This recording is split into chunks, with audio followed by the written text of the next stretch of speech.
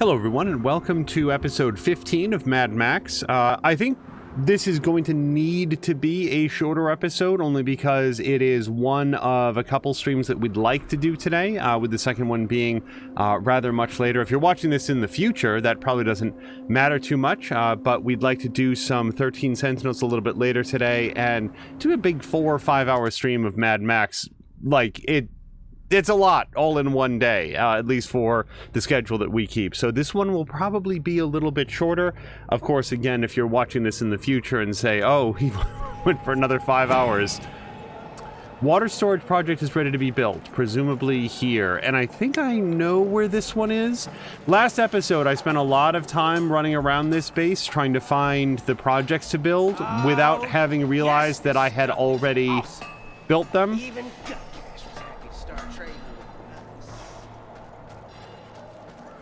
Because the map was telling me that they still needed to be built, even as I had gone through, like right during that time. And the thing was, I wasn't paying attention to what was being built. I was only going around trying to build everything that I had unlocked.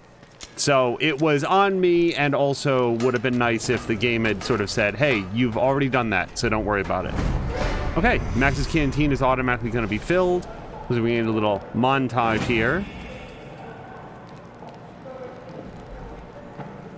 Oh, no. Just a wide shot. Another thing that might happen during this episode is that the controller's batteries might run down. I charged it all the way up and then promptly did a lot of gaming with it. So, or a lot of gaming was done. It wasn't me, but that's fine. I don't care too much about the scrap. No. A history relic I do kind of want to get. So, wait. Before I go, wait. If I go to garage, there was at least one part that I really wanted to get that wasn't progression blocked. Big buddy bars. Yeah, I can do that, but...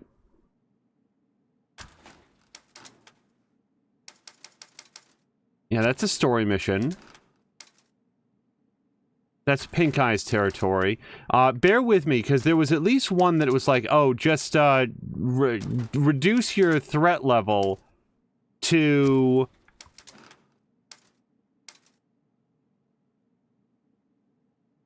0 in Jeet's territory to unlock, what even is this, rims? Because they're like the grinding rims. They're the rims that you... oh, hello to Samalander.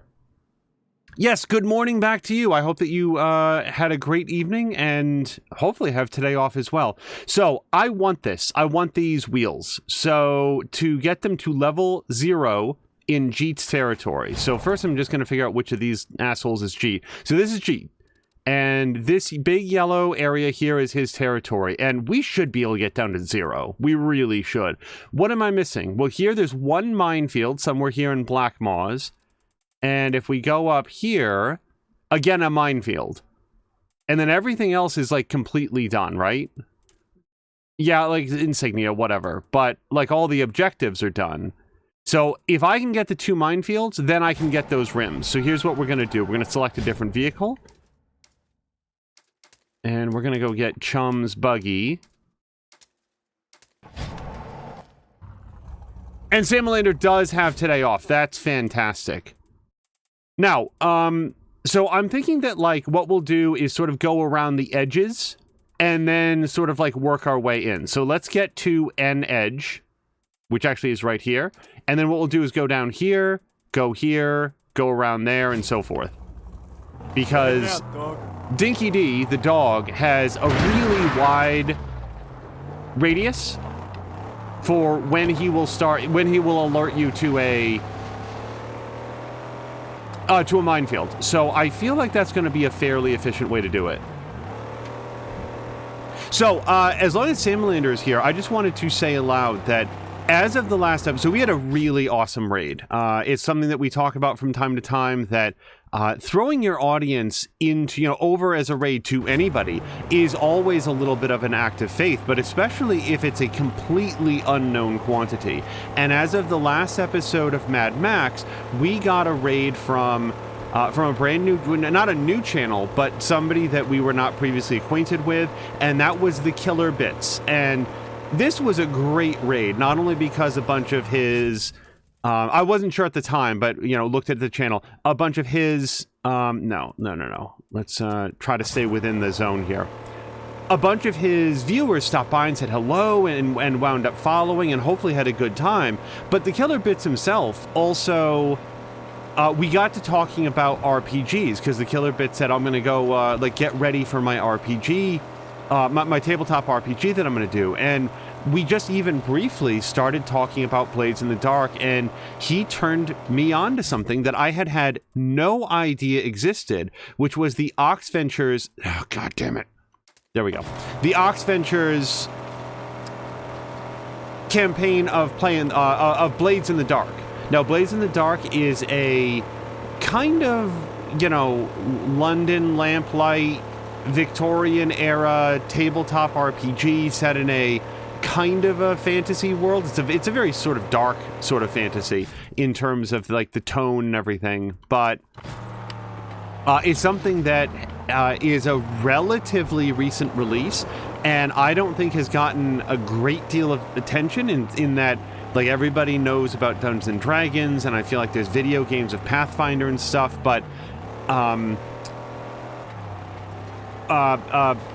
Blades in the Dark is such a clever system, and it's such a neat environment, and I had no idea that the folks over at Outside Xbox had done an actual play, or whatever we want to call of it. So that was a very, very pleasant surprise. And since our last episode, Gaslamp London in hell is what Samalander says of it.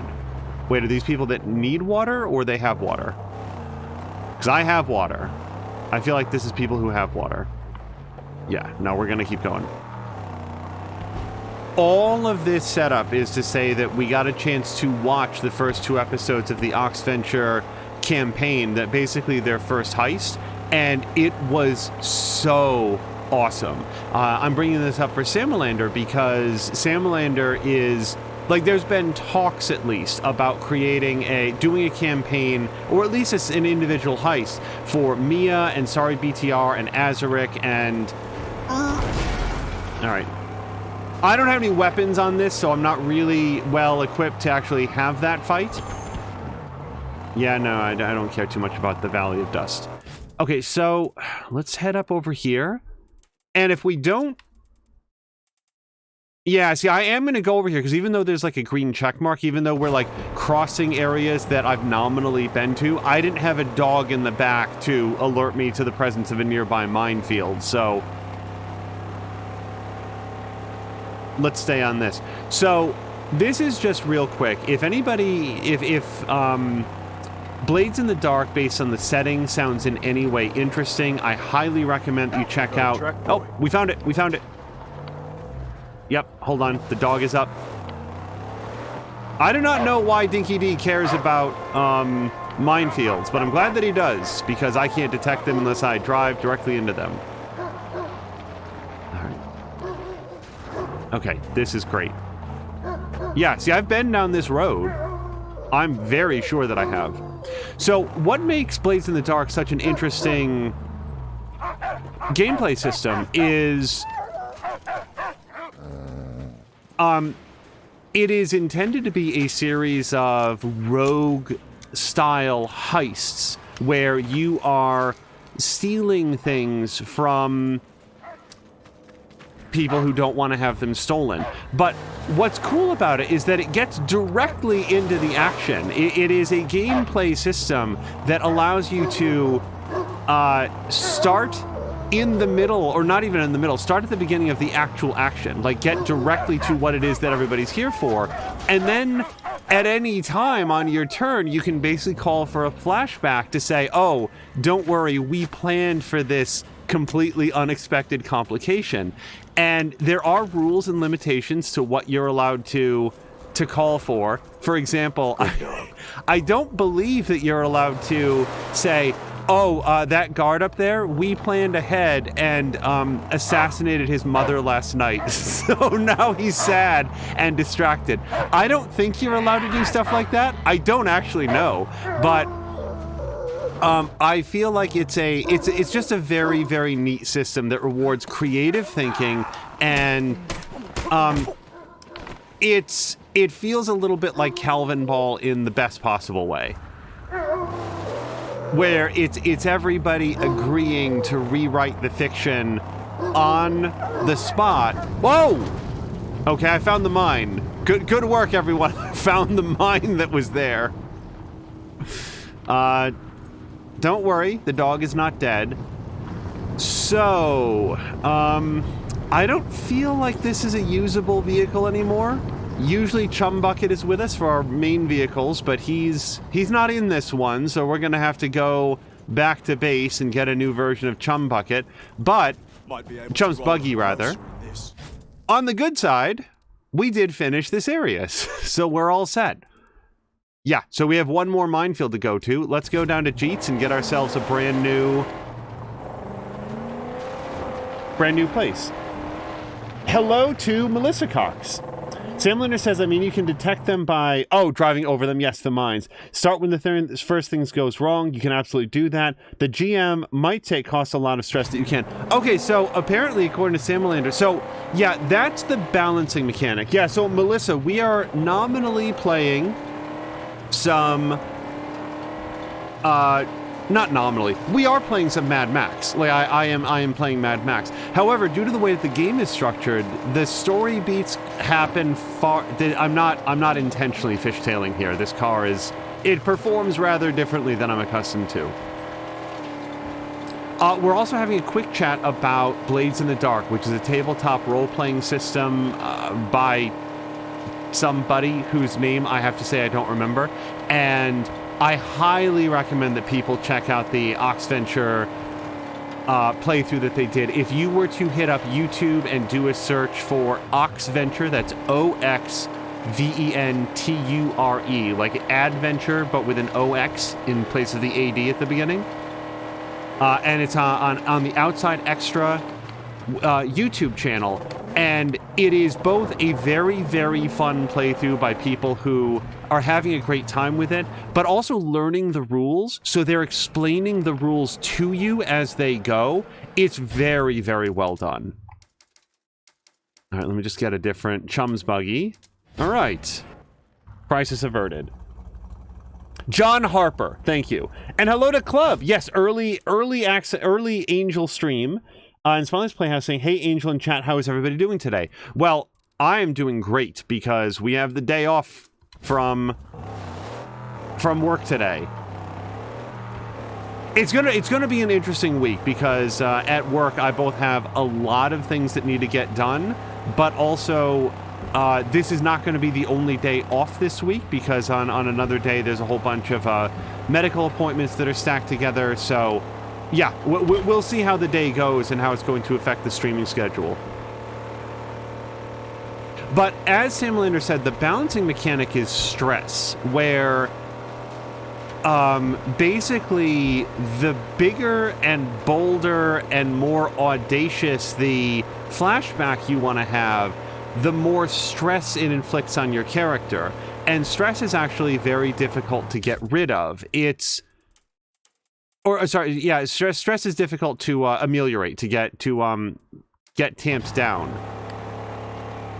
My sense is that it takes place a lot between sessions, but we've only watched one session of Oxventure, so I don't yet have a very clear idea on exactly how it works out. Apparently every character has a vice, and during the downtime between heists, you can choose to have your character indulge in their vice, which will reduce their amount of stress, but I think A, prevents them from doing other things that might be beneficial, and B, may itself have some sort of downside that will impact the character and their personality moving forward. Blades in the Dark is not a It's not like Call of Cthulhu in that everybody ends up badly. Everybody always ends up worse off than where they started. I feel like that's a big hallmark of Call of Cthulhu. Everyone's going to have a rough go of it. The thing is, like, will you survive the adventure? And is it a good thing that you survived the adventure? That's sort of like the Call of Cthulhu thing. In Blades of the Dark, it's, are you going to get out of this lifestyle before the lifestyle gets away from you? It feels like that's sort of the overall tone. Oh, wait, we found it. Or he found it. Do we have a gender on Dinky D? I feel like Dinky D has been referred to as boy, so like good boy. So we'll go with that for now. But I'm not saying that only. So I'm gonna drive a little bit more carefully this time. Yep. Okay. Salamander says you have to tamp down between heists. Very rarely can you reduce it during the heist.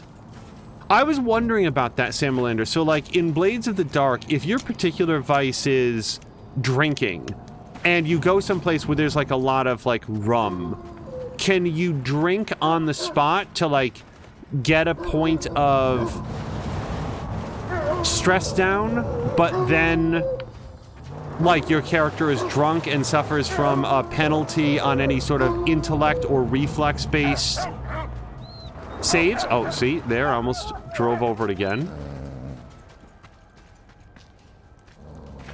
I think that the entire system is very, very, very smart because, like, sitting around and discussing what the adventure will be like when you get to go on it, that's not, like, really the really interesting thing. You want to be on the adventure. There's a reason why heist movies are not 100 minutes of them planning the heist followed by 20 minutes of them actually doing it. They typically get into it, and then if there's something that the audience needs to know about that happened retrospectively, like, oh, like, then they do a flashback. And that's how the actual game is structured, which is so smart.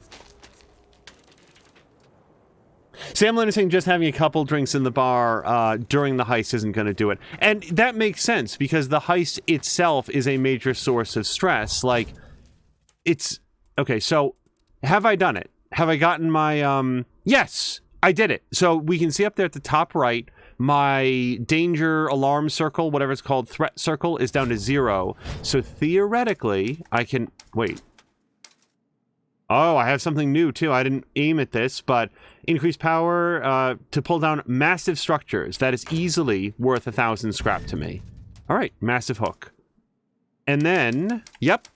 Boy, I really didn't call a lot of attention to the fact that I can get these things, but now I can.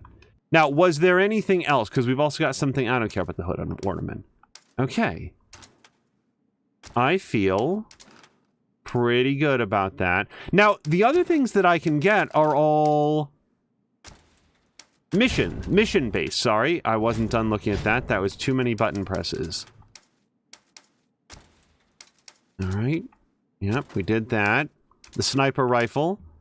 Yeah, it's all Wasteland mission stuff, and I've done all the Wasteland missions down in this area of the world, so I am... leaving now. Like, I'm not saying that we're never going to come back. Wait, should I come back? Should I do the minefields? Because it's only the minefields here.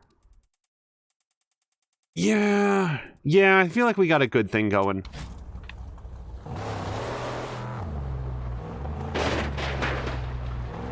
Yeah, Simulator is agreeing that Jeet is at level 0. And hello to Caroluna. And Smiley is also saying woohoo day off. Yeah, oh boy. 3 days off. I'm just very glad that these days got to happen off, because here's the thing about like a 3-day weekend or whatever. It's not just a 3-day weekend. It's that the week that follows it is also shorter. That can be a little bit like, oh boy, we've got fewer days to get done whatever needs to get done.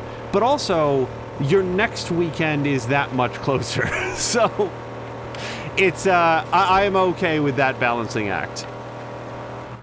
All right, yeah, let's head down here.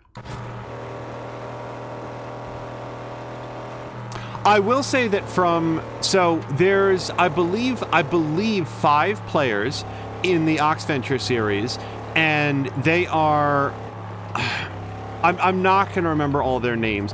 There's Andy, Mike, Jane, and then I believe it's Ellen. It's either Ellen or Kate. And then there's Luke the DM, and then there's the final person whose name I just didn't catch at the beginning because I've never seen this person in any of their videos. And what makes that particularly sad is that his character was the one I was the most drawn to. First of all, I thought that he did a really great job playing it. He had like a very sort of dark and gruff voice or personality to it, and I thought that was very neat, and also just the style of character. So this person, I believe the character's name was Casimir. Casimir was a spider, and my sense from briefly looking at it is that I don't think that Blades in the Dark necessarily has fixed character classes, but they do have certain archetypes that are not recommended, but it's like, oh, here's like an archetype that would do well and some recommended skill sets to adhere to this archetype. And yeah, no, I hear you, Dinky D. I'm just trying to get around to where you want to go. Oh, I think we've got it. Yep, minefield. Okay. Yap, yap, yap. There he is. And so Casimir was a spider. That's sort of the name of that archetype or class. And the spider is sort of presented as being like the I'm probably going to say this incorrectly, but it felt like the pre-planner. It felt like, here's the person who has some experience at coordinating teams and has a good sense of what's going to be needed. And I don't really know how that plays mechanically. I just really like the way that he played his character, and I thought that archetype was very cool. Sam Lander saying archetypes is a good way to put it. You can also make custom ones. Yeah, it's a little bit like Mad Max, right? Where there's archangels for the cars, but you are free to... Oops, we're going the wrong way.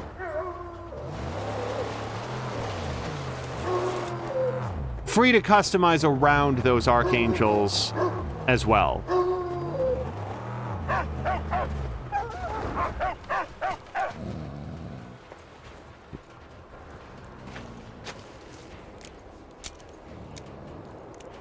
And when Oxventure's like in their like episode 1 specifically, the first one that they did, they actually put up on screen like a paragraph describing each of the character classes. It was such a smart way to do it, because I feel like they knew that they're...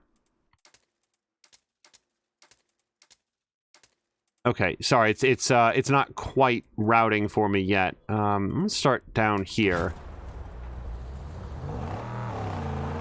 This is not a terribly well-known system, so they help the audience understand what it is they're looking up by putting up like a paragraph or so about what the actual, like, what the instructions, what the rule set says. And I feel like that's just a very, very smart way, because I have appreciated the amount of Critical Role that I've seen. However, Critical Role doesn't feel like a... I know that it is, so I am wrong about the thing that I'm about to say. However, Critical Role doesn't feel like a very natural way to try to get people into Dungeons & Dragons, because it sort of starts in the middle of things.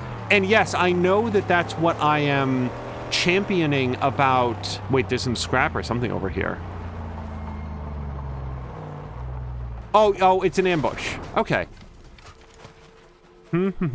Just gonna grab this scrap that's lying here. Glittering. Oh my goodness!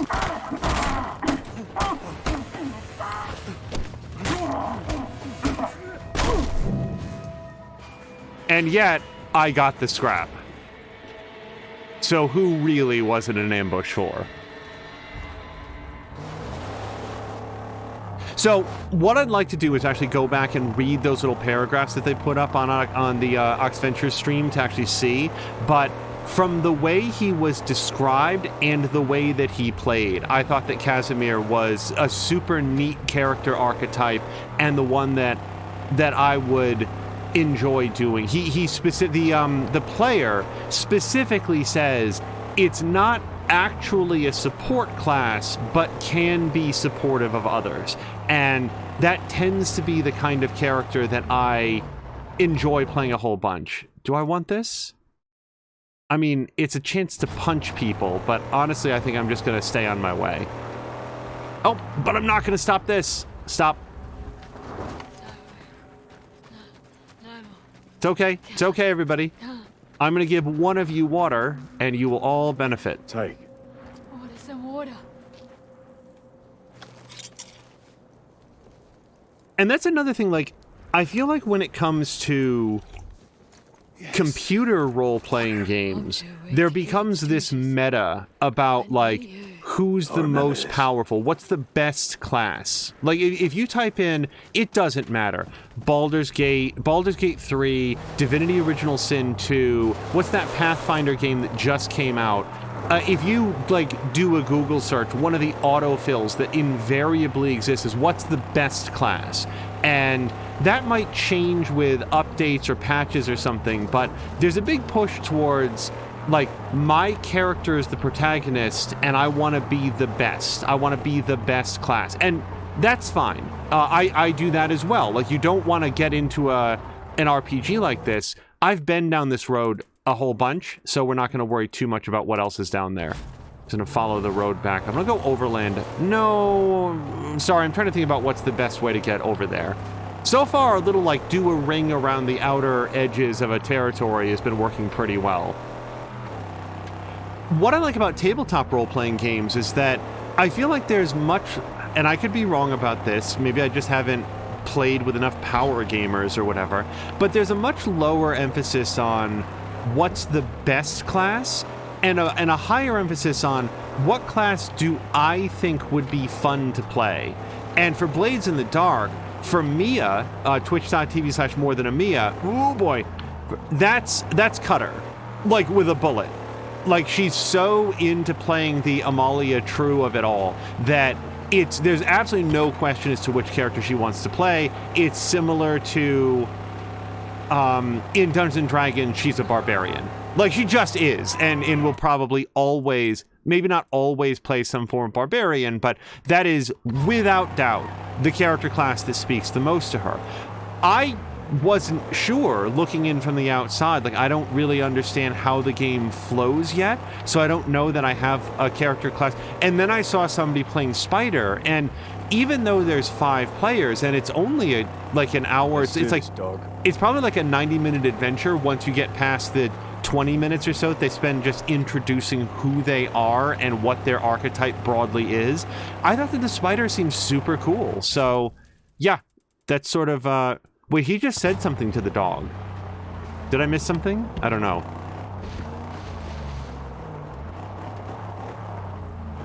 Sam Lander saying, ugh, power gamers. Mia's going to be a cutter because she wants to punch people with her face and make them hurt. And as Caroluna says, why am I not surprised to learn this? Oh, Caroluna, I doubt very much that you learned it at all. I think that you could have intuited. Caroluna, we could have sat here and said, okay, let's describe all the different archetypes in Blades in the Dark, and there's the Whisper, there's the, I don't remember all of them, there's the Spider, there's the, it's another ambush, by the way. I like that I continue to loot and still fucking murder these guys. Or I should say that Max does that. If this was to happen to me, I would be very, very, very dead. But yeah, Max has no worries. All right, let's, oh, actually, we might as well just continue up this way.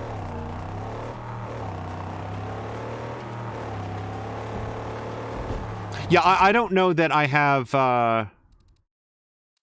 it is this area, yeah? Whoa, boy, this is a particularly large area. No, let's hop over here. But I want to make sure that when I'm playing in a group that my character is not useless. Like, I want to be careful about leaning too deeply into like flaws and vices and low ability scores that I wind up not being able to participate or to be helpful to people. But I have absolutely no interest in being like the protagonist or running things. I like playing support classes because there's a lot of satisfaction in just making sure that everybody at the table is having a good time. And if somebody like Mia like sees a lot of benefit in just punching people to death with her brass knuckles or whatever, well, hopefully not to death, because that's a whole thing about Blades in the Dark, but we'll get to it. Okay, no. I want to go over here.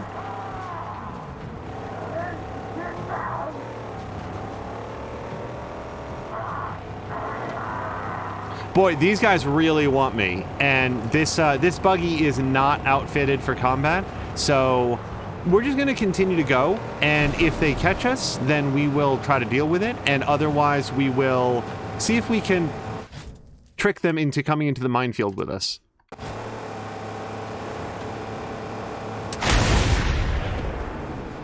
Oh boy. And I also want to talk about some things that happened during the adventure, but don't want to spoil it, because there were a couple of points where I was like, oh, this doesn't seem like a good idea, and I feel like a good... This is just sort of me talking now about, like, broad role-playing etiquette or whatever. I feel like a good rule of thumb is, unless it's your turn, or another player has specifically addressed a question to you, like if you're in any sort of like a turn system, to just like hold your counsel, you know, make sure that everybody gets a chance to do what they want to do, what their character would do, and maybe on your turn ask a question like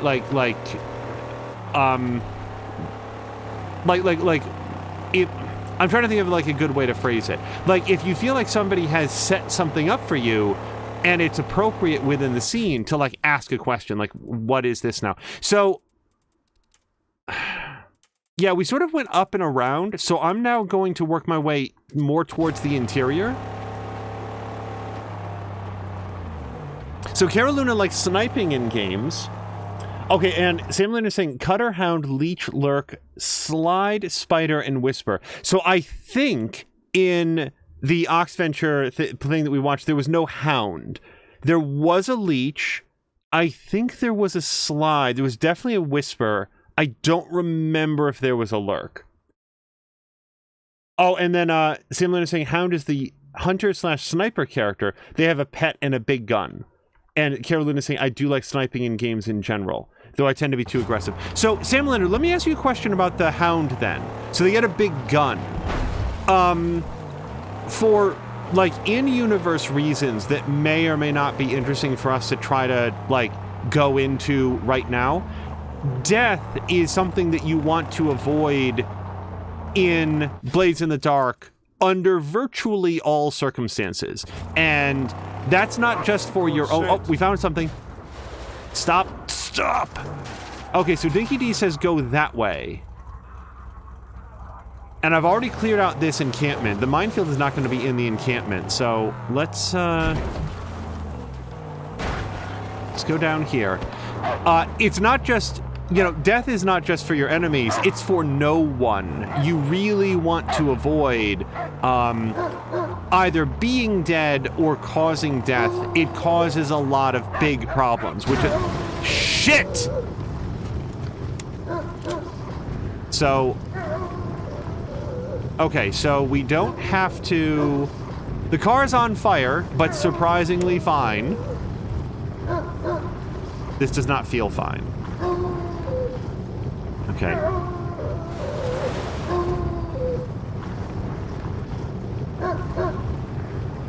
If we can disarm the next two mines, then we'll be okay.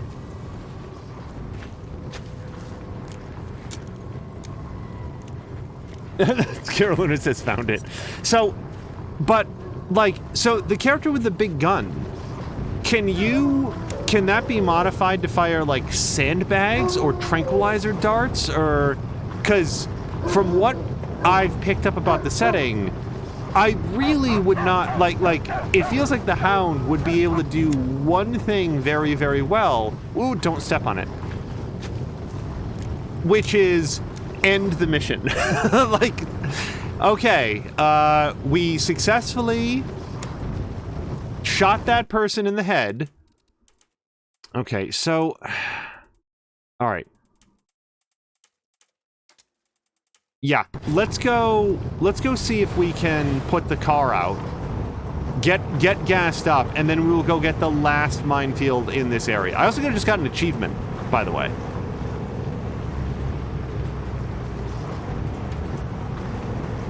Caroluna's suggesting tranquilizer sandbags. That would be a very cool projectile. Like it's a sandbag, but actually packed into the center are 7 or 8 tranquilizer darts that are just like the needles are facing out in different directions. So not only can you hit somebody with it, but potentially it would then be left on the ground as like a caltrop that if somebody else stepped on it, they could also be tranquilized. But yeah, so the Hound. How does that character class play? Because the last thing that you would want, I feel like, is somebody like sniping people to death. It feels like that would be actively disruptive and a bad thing. Maggot farm. Yes, please.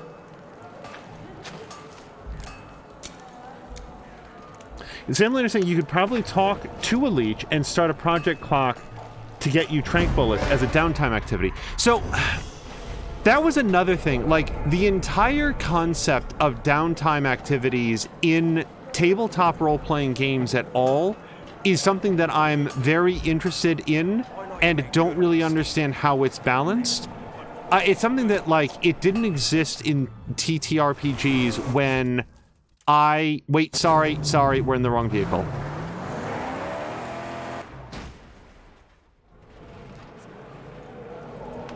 Yep. All right, let me get in here. I'm going to stop talking for 1 second so that I can get the correct vehicle. So Sam was saying it's been a thing since the days of Gygax. I learned when Baldur's Gate became a thing that my friends and I had been playing Dungeons and Dragons like really wrong for the entire time that we'd ever tried to play. Like just a fundamental misunderstanding about the rules and the pacing of things. But how do you... So, okay, without spoiling anything at all, during the Oxventure thing, one of the characters was an inventor, and one of his gadgets malfunctioned. And then at the end, the question was, okay, can I improve this so that it's less on fire next time? And yes, so during one of the downtime activities, he's going to be tinkering with that to improve it. And there might be like a downtime clock or whatever. And I think that they did a roll and it's not actually going to be ready for their second episode, but surely for the third. So I guess that's my question. Like, how mechanically does that work? Like, if the device fails again, then there's a secondary roll to see if it actually fails. Like, basically you get an advantage against failure rolls for that particular piece of equipment.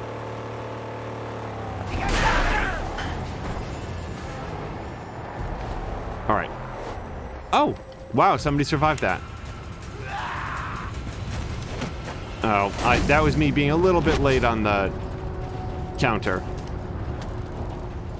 All right. I feel like I can spare a bullet for this.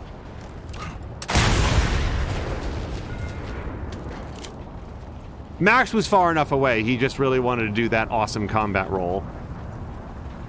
Oh, hello to Azric. Azric, we're actually talking about Blaze in the Dark, and or at least the hope is that you're going to be a part of the campaign that Mia and Samland are doing. So, yeah, we were actually just talking about that. Yeah, I'm just sort of like, the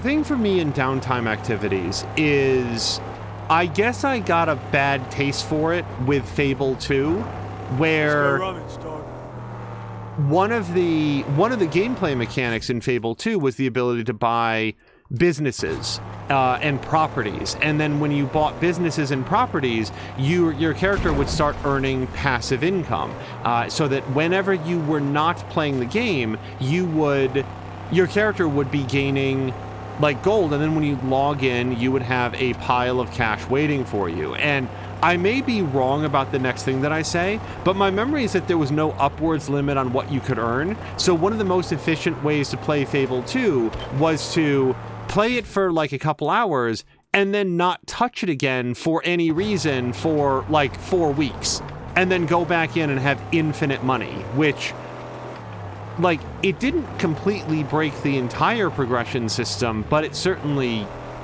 like, it basically made money a total non-issue in terms of like any sort of like being able to afford something or buy additional properties or whatever. It became an exponential boost to how much money that you had at any given time. Now, the obvious answer is, okay, well, just don't do that.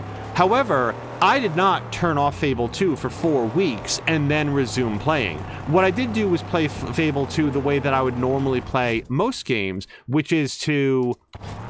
Wait, I might as well go all the way up here, really. Play it a couple times a week as I could. And every time I would log in, I would have this giant stack of cash. So the next thing that I would do is... I don't know why I'm coming over here. It's not like I need the scrap. I see that glimmer in the background, and by God, I get both scrap and experience points for it, so...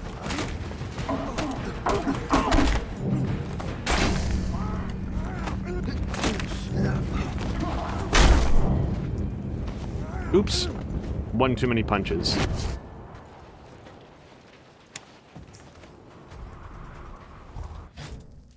So it's a little bit of, like, how do you balance downtime activities so that the players don't feel rewarded for not playing the game?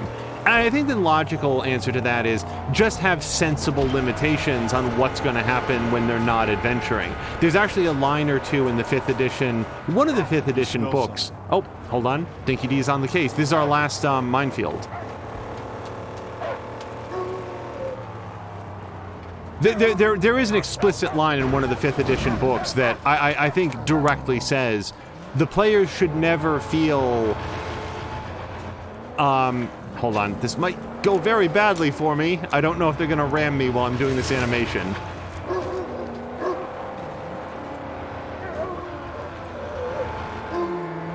Okay, do you guys want to have a fight, or are we just going to engine roar at each other? Hey, I just did that to your friend. Why don't you pop out? Help your buddy? Yeah?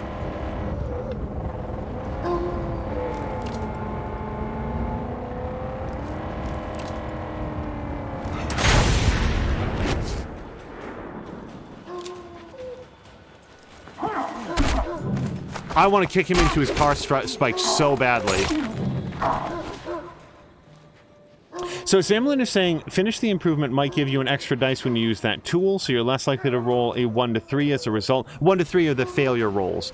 Failure is easy to do in Blades in the Dark. That's one of the things that I learned in watching this. On almost anything that you try to do, you've got a baseline 50% chance to fail it. If it's something that you're like only moderately skilled in.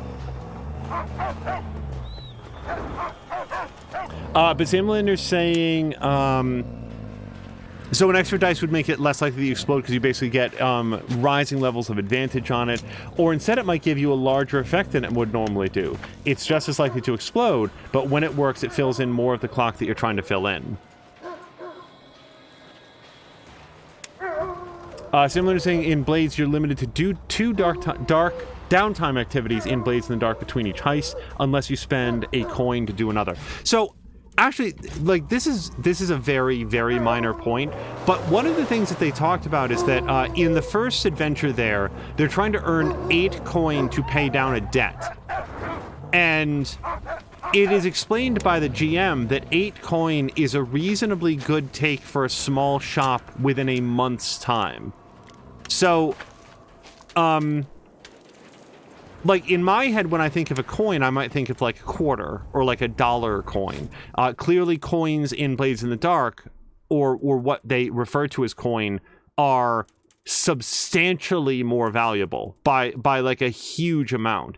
But then that just sort of makes me question what other denominations are there. So we're going to go... Wait, can I just fast travel here? Yeah, just fast travel here. We've done everything there is to do between here and there. We cleared off... This is it! You guys, we're finally going north of the Jaws.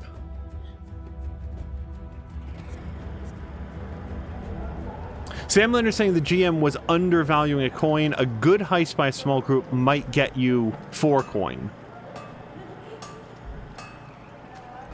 All right, before we go, is there anything else that I wanted to upgrade on this? Like, I've been hesitant to increase the weight of the car too much, but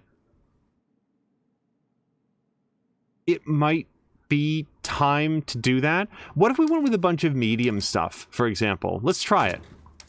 I'm going to increase that, and then we'll go back here, and we're going to increase our thing to medium.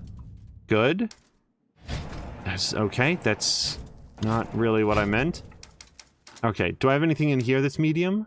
Nope, no, nor anything that I can afford. We have really good tires, so that's fine. Suspension. Nope, we're good there. Boost. Can't go up higher on that. Shredder rims. Yep, we did that. Border spikes. Alright, and we already checked a bunch of these things. I don't think that I can do any upgrades on them.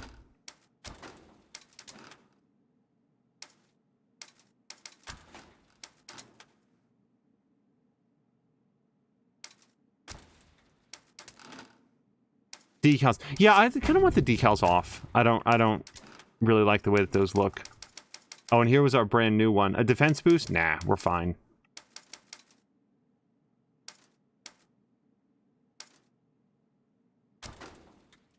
Okay, so we did a bunch of upgrades. We're now mostly a medium car. Over time, I'll probably want to, like, get it completely upgraded, but I want to have, like, a top-end V8 engine so that we can do that. Let's head out.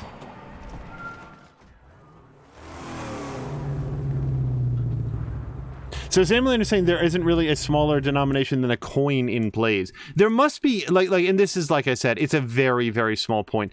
There must be within the world, right? It's kind of like, you know, like you can split bitcoins off into small, like fractions of a bitcoin. And I was just sort of idly curious in how that works, but it also feels like one of those things that isn't going to benefit from having a lot of gradation to it. Like, you guys found... Oh, Samalander! There was another question that I had. So, in the adventure, they went into, like, a mansion to steal a particular item, but it felt like there were a lot of other items in there that they also could have taken. And, like, anybody that's watched Mia play Red Dead Redemption 2 knows that she's going to loot anything that isn't nailed down. Like, anything at all.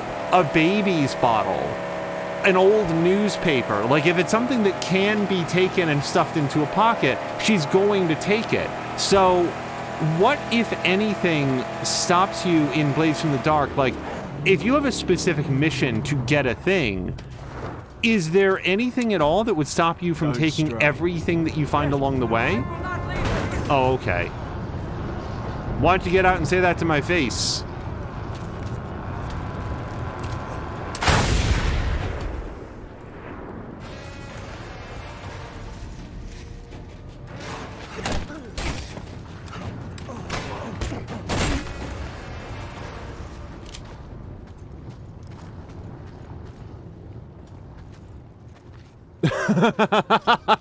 Sorry, Carolina said, when you split coins, that's when they become bitcoins. Carolina's also readying a fuel trailer based on all the extra weight that I put on. In the car. I mean, in real life as well, but mostly in the car. Sam Luna says, either something is cheap and you just hand wave the cost, like staking out a mark in a cafe, or too expensive to hand wave, like bribing a blue coat to look the other way. So that's sort of generally how currency is handled. Sam Lander is also saying, so if the players might ask to take more loot, and the GM might allow them some cost like extra heat. And that's another mechanic that wasn't explained in that particular playthrough about how heat works. I'm familiar with the concept that heat is a major mechanic in, like, Evil Genius 2, where the more heat you have on you from law enforcement, the worse it is and the better prepared the forces of justice are going to be. But I wasn't sure how that translated into actual things that happen in Blaze in the Dark.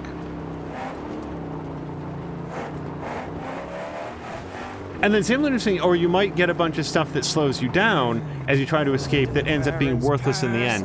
And, like, that to me would feel like a risky move by the GM, because if you describe sort of like a bunch of jewel-encrusted items or rare artifacts that are on display for people specifically because of how special and awesome they are, and then after the crew goes to all of the effort of getting them secured, then to say, oh, it was just a bunch of costume jewelry. Like, that would feel... I'm not sure if that would feel good as a player. So I wasn't sure what the...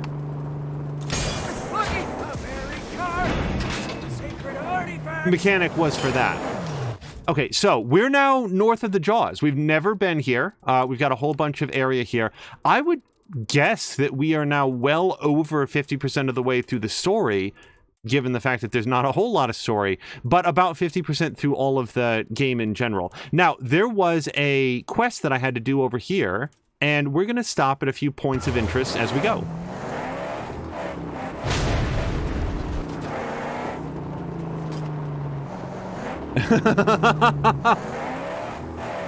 Sorry, I just want to make sure that I read this correctly.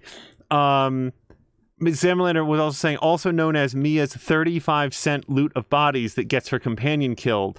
And Sam Lander's also saying that one thing is, like, they might be too special and awesome to fence. Yeah, that was one of the things that we were talking about in watching the Oxventure thing. At one point, they're like, you know, they're choosing which quest to go on, and I was looking at their options and being like, okay, given the timeline that the characters have been given by their GM to work in, I'm not sure that they can find a buyer for some of these more rarefied goods in the amount of time that they have. So I feel like I know exactly where I would go, and it's not the one that they chose, by the way. But I was like, okay, based on the information at their disposal, I would choose the score with the highest assuredness of getting something valuable that you can... Oh, no, there's tethers. I just saw the tethers on the balloon.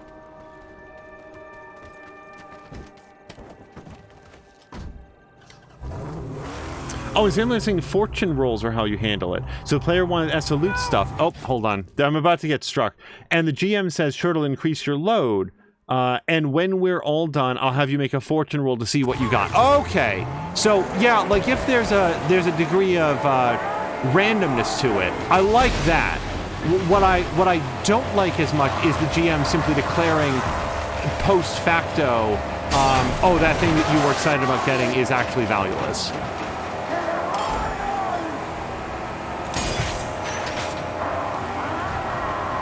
It's okay. Oh, that was awesome!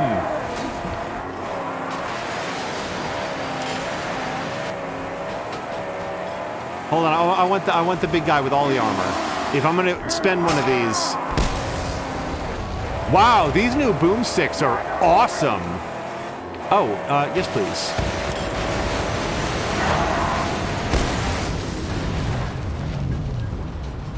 Okay. Kind of like the flamethrowers.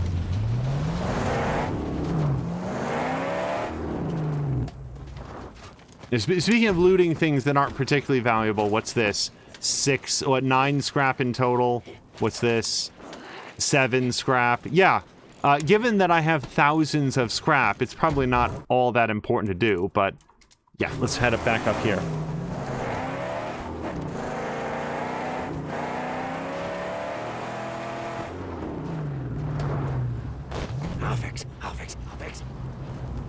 But yeah, I would say from everything that we've seen of playing with Mia, she definitely wants an opportunity to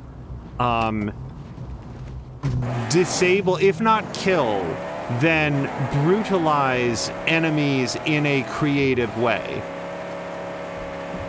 I think that a good rule of thumb for approaching an adventure that Mia's a good part of is, do you remember in Aladdin 2, whatever that one was called, one of the running lines in that was, you'd be surprised what you can live through? I think that's how Mia wants to play Blades in the Dark.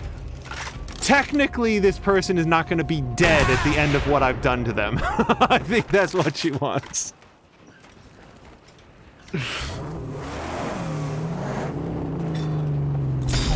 I do also think that Amalia True is a very good sort of image to have of what kind of character Mia would excel at. Wow, really? Okay.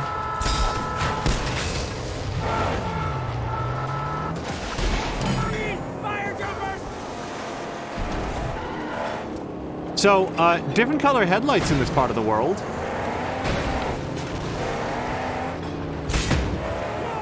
Stay clear of the ramp!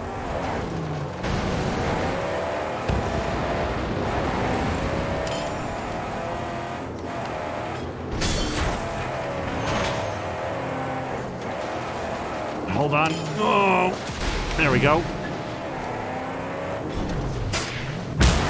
Okay, that's so accelerating into the rock is not going to be as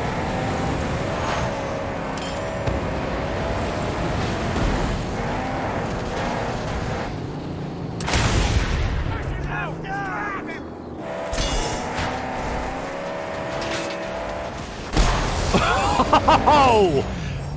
I do not know why that explosion was blue, but it looked great! Chumbucket, you take care of that for me. I'm gonna go take care of this. Oh, are they all dead? Did we actually get rid of them? Alright, very cool.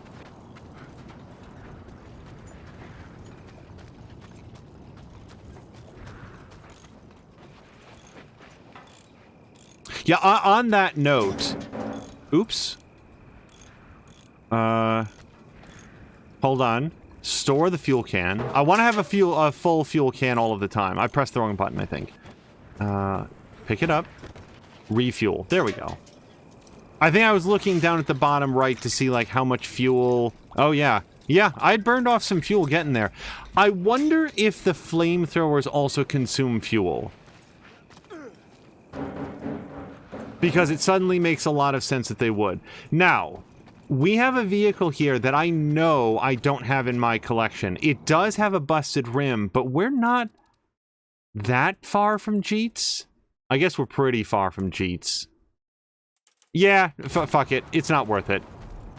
I kind of want to collect all the cars, but I'm not that married to the idea. All right, let's continue on with our ballooning.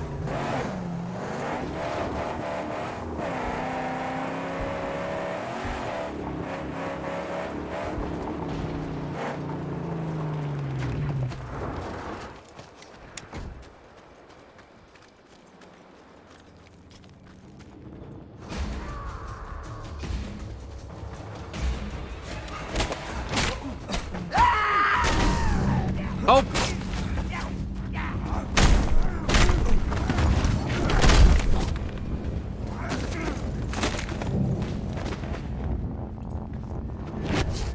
Alright, let's grab some ammo. And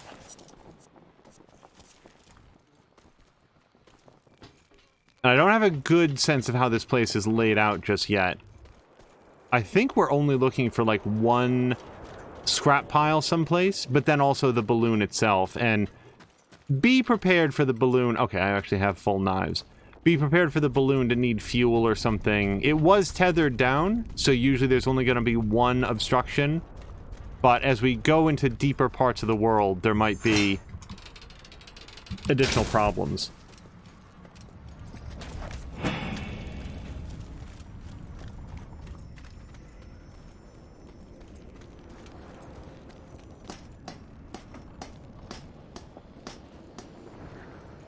So Sam Leonard said that Mia wants to play like a cutter who's not to be trifled with, and Carol Luna's expanding that to or trifle at your own risk and Mia's delightment. Yeah, I feel like one of Mia's takeaways from the Blades in the Dark thing is like, you know, is it all gonna be stealth? And I'm like, at least at the beginning, there was a question that was posed to them about what's going to be your main form of approach here, and one of them was just straight up assault. Okay, so I don't think I need this. Let's just drop it.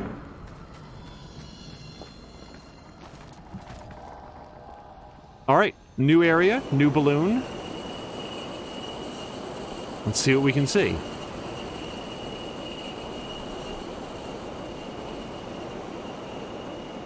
So yeah, being a super expert on Blades in the Dark, meaning that I've seen one heist by one group of people, I feel like there is space to do an outright assault, which, again, I have questions on how that works in a world that highly disincentivizes death. And the reasons why, like, we can talk about it. It's, as I understand it, and this actually came from a Carol Luna stream. No, sorry, a Sam Lander stream. Sam Lander was talking about the world of Blades in the Dark and said that one of the things about it is the dead are eager to come back to life. In the world of Blades in the Dark, it operates a little bit like this is going to be like the way that Sam Lander described it reminded me of the movie Land of the Dead, which I am probably the only person in the entire world that liked that movie, and I actually enjoy it quite a bit. But it's like, what would society be like if anybody that died of any cause was going to rise again as a zombie or whatever? Well, in Blades in the Dark, it's not zombies, but rather ghosts. If somebody dies of virtually any cause and their remains are not cremated down to like the last atom, then they have a very high chance of rising as a spirit. And spirits are real entities that cause all sorts of very severe problems for people. So there's an entire like sect of people that their entire job description is to identify any death that occurs anywhere inside the city limits, go there, obtain the body and any pieces of the body, and incinerate it. And as far as I can tell, based on both what Sam Lander had said, but also in Blades in the Dark, they don't seem too concerned about any other thing. They're there to get in, and they're not there to solve crimes. They're there to incinerate the dead. And they care a lot about doing that specific job. And Sam Lander says in Blades, there's no afterlife, or everybody's already there. So someone that dies, there's nowhere left for the spirit to go. Yeah, when there's no more room in hell, the dead shall roam the earth as unrequited spirits, and you either need to deal with them or they're going to deal with you. So there's like a thing here. It's just scrap. I'm gonna pass by that for now. Exposed and flushing the honest tanks made fair. Almost there. What are Pink Eye's defenses? Just a big, thick wall tower. Hard to reach. I'm gonna scout it out before we get any closer. Sound idea. Sound idea. Keep our distance. Work up a plan. All right, so they're having a big conversation, but I kind of want to go down here, actually. So let's turn around.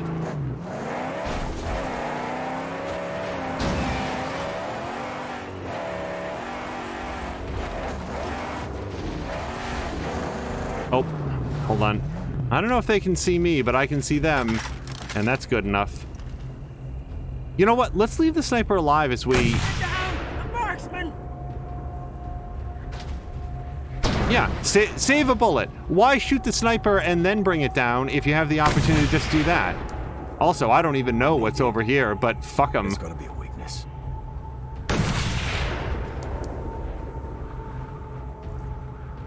These guys are so pissed off. Like, oh man, we just put those up. They keep exploding. Okay.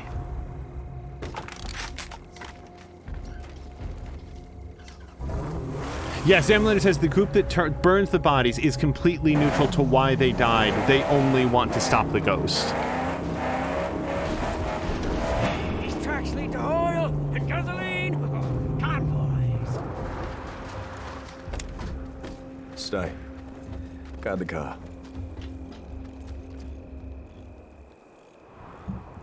You, Wasteland Walker. You got the looks of a warrior about you. I can tell you this much. The camp there, Warlord Scrota's property, has 3 big pumps working day and night. If you try your way inside, silence their war cry first, or the fight's gonna get mighty tough. But hear me. To the right of the entrance, there's another way inside. Smaller. Less dangerous.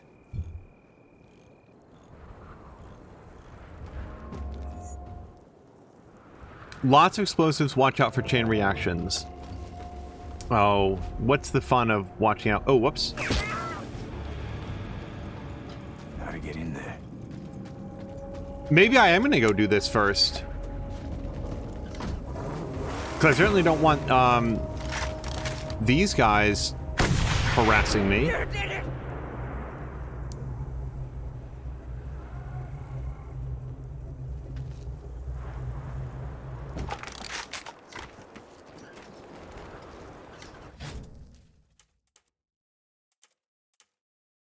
Oh, and that's not even pink eyes. Yeah. You know what? Let's, wait, what's here? Just scrap. Okay. If it has project parts, then I'm gonna go in and try to get those. Yeah, let's just go do this right now. I'm up for it.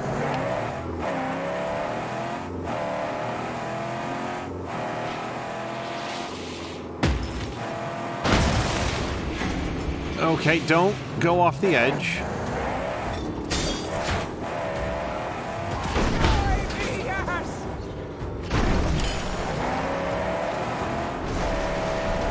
Okay, I've taken out some of their defenses. And yeah, there's a sniper tower over there. We'll deal with that another time. Okay, I think we can disable the... Okay, we got some of it. Oh, there's another one. Got that. Okay. Oh, I guess we got a chain reaction. The Warcrier's dead. Yeah, at this exact moment, I'm not sure that I have anything more to say about it. Now, here's...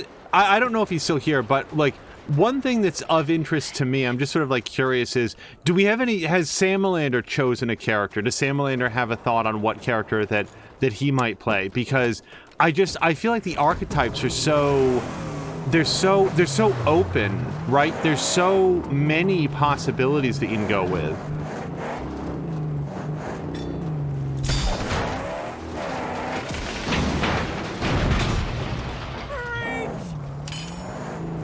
Okay. I think we've got a way inside.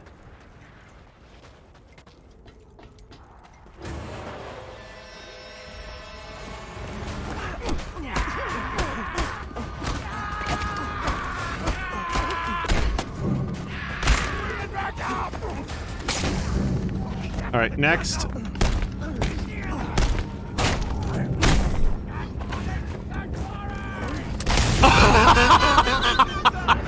Have we seen that? I don't remember that. I do not remember the just put the shotgun right up against somebody's stomach. Get it! Okay. Oh boy, what's that? Who's doing that? Hold on. Take the oil!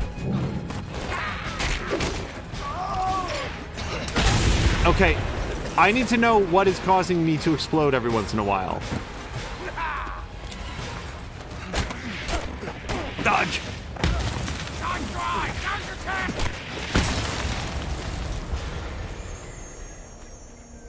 Where is that coming from? Oh, it's this guy!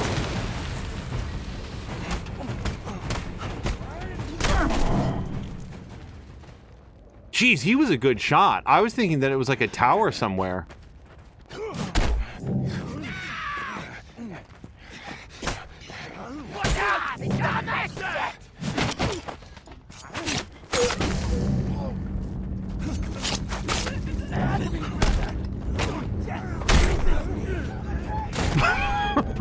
God damn it, Max.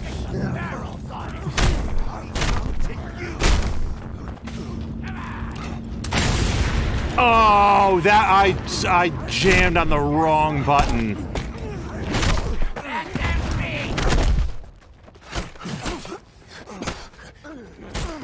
Finish him!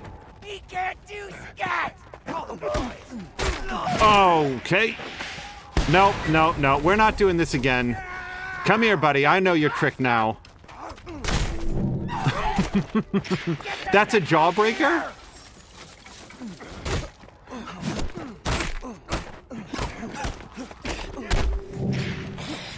Dodge! No, it's stuck in an animation.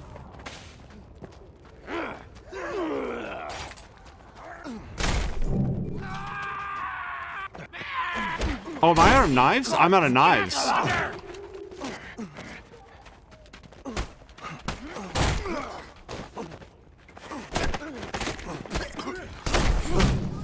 Why won't you die? I gotta say, they took a good chunk out of my lives. Look down there, bottom left. I'm like at a third. Oh, cool. All right.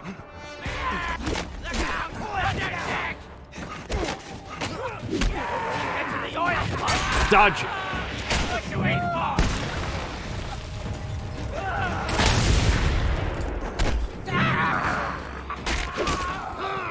He's come for the chunker! Stop him now, you'll bleed! I like that one guy was like, he's come for the junker. Bro, I have no idea what that means. I came here because it was a marker on my map. I'm sorry that you felt like you had something that I was really into, but in point of fact, I'm just here to kick ass and chew bubblegum. Oh boy!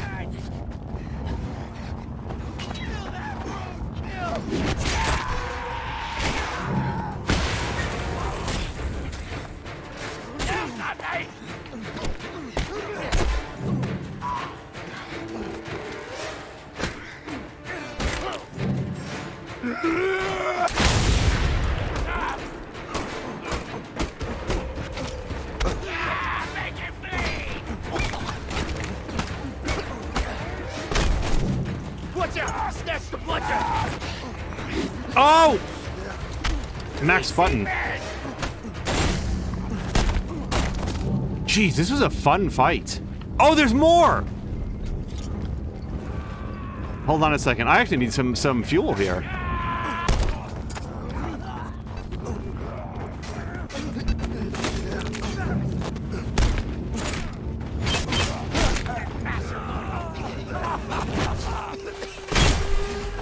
Get him!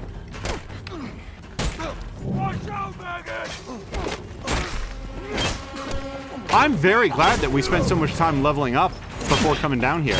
Get him! Get the shield!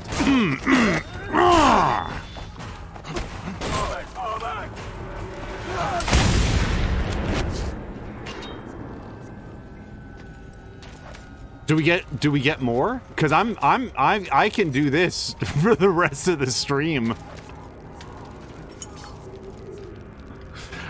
Simulator's asking if I have any bubblegum left. No, it actually got incinerated by that guy with the explosive stuff. So they've really cut my number of available pastimes in half.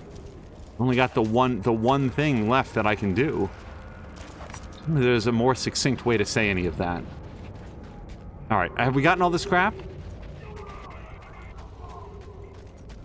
That line, I've always wondered about that line from, it's called They Live, right? There's like an ant movie called Them or something, and then there's the movie with, okay, but I really want the loot. With like Keith David and Roddy Piper, and that one's called They Live, right? I'm thinking of the right title. That particular line, Was that an ad lib? Did that come from him at some point, or was that actually in the original script? Because it's so stupid, but also like it's so great. I mean, They Live is a movie with an out and in your face anti-capitalist, like power structure message, and it also has like a 15-minute fist fight over whether or not one person is going to try on a pair of sunglasses. So it's like, it's such a great movie. It's one of those things that's referenced so frequently that I feel like it would lose a lot of impact for people that were to see it now, just because like they've seen so many things from it. But yeah, watching that back in the day, it was a super cool movie. Okay, sorry, I thought that was a shiv for some reason. You can probably imagine why I went to go get this. I don't know what other options I have to get this, and if I can save myself a shotgun shell.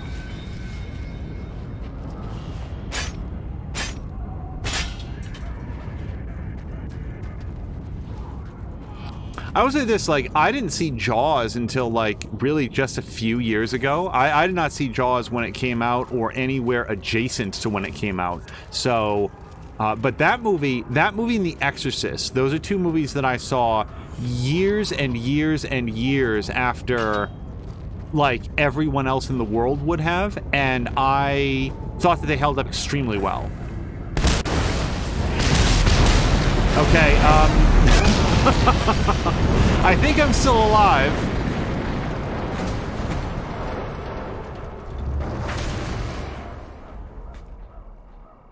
Simulator, I'm stretching, is asking, was I alive when it came out? Gosh. Jaws? Probably not. I'd have to look at exactly when it came out, but I also, like, I didn't see it as a kid, I didn't see it as a teenager, I didn't see it as a young adult. I mean, I did not see, like, Mia, hold on. Like, I saw Jaws for the first time with Mia, and it's a very good movie. And then I watched The Exorcist with Mia, and it's a very, very good movie. I don't think that The Exorcist is like, I'm gonna pass out in the theater type scary or anything like that. But compared to, like, Friday the 13th, like the first Friday the 13th movie, which is mostly just very funny to me, The Exorcist is still a horror movie. Like, it is still a very effective horror movie.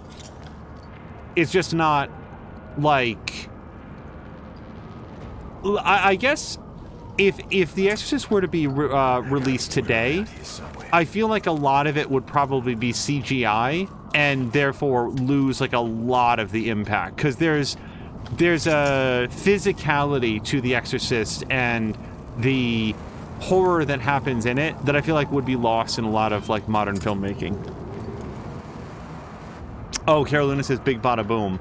I separate from most people on The Fifth Element. It's not that I hate The Fifth Element, but I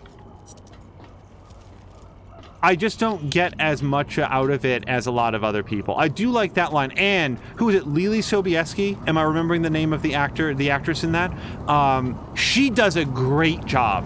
Anytime an actor needs to act in, like, a way that is outside of whatever their natural speaking language is, it is always very, very impressive to me, because, like, they can practice the lines, but there's no backdrop of cultural meaning to any of it.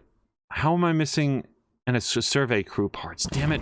I want that last thing. Let's go up here onto the ladder.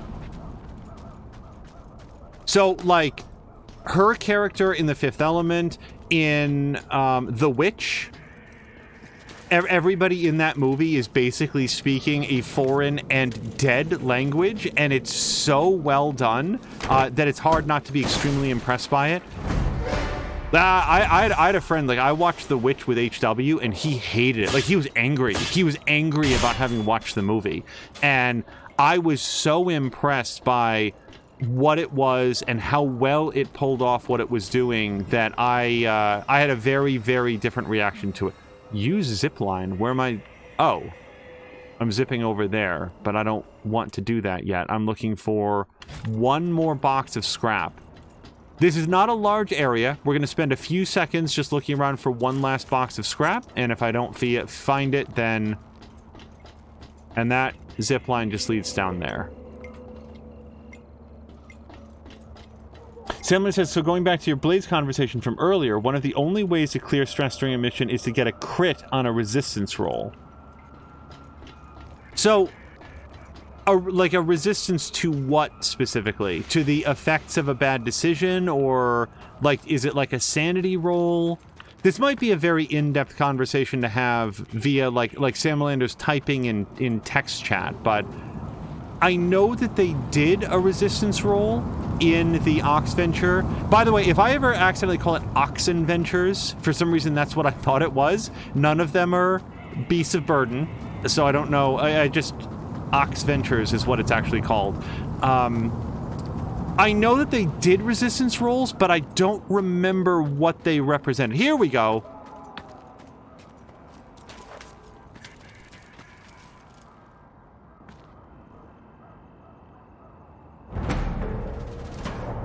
Simulator prefers RAR lines to zip lines. They're probably shorter. But you need more specialized equipment to engage with them.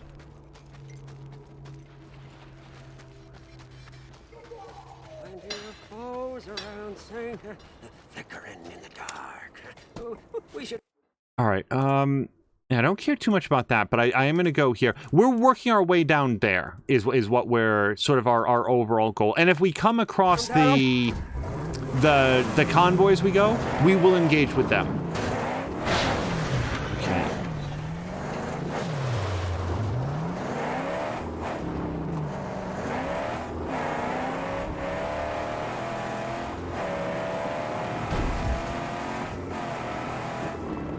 I guess I feel like with the stress mechanic, one of the things that would sort of come up from it is... Okay, hold on. Let's do a couple things. Let me come up here. As if she has sprung an angel's wings! Hello? What's your deal?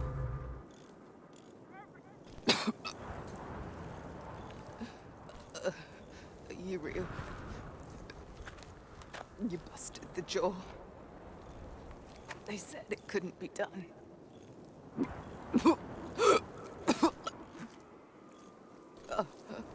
I was too close to the ruckus. I am all but roach for her. Whoever you are, please tell her to Pinker. Rocket boat fell. Doing... Okay, we get it. Sorry, this is taking a really long time, but I apparently can't skip it, which is I'm learning that for the first time.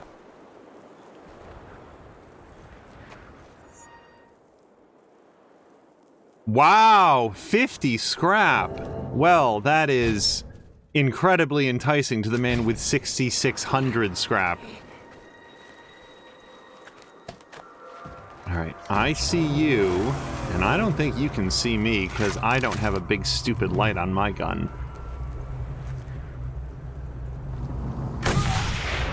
It's gone! Alright. Oh, that did work. Okay, I wasn't sure if I had to, like, knock down the tower as well.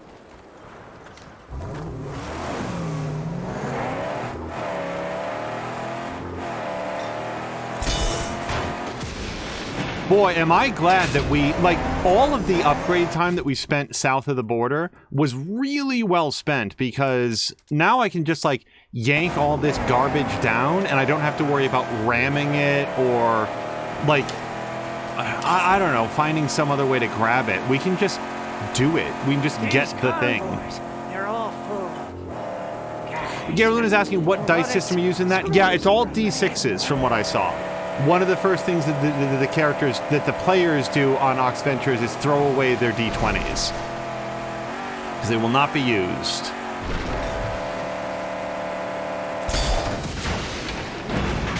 But yeah, this is not even remotely a joke. After, like, Mia...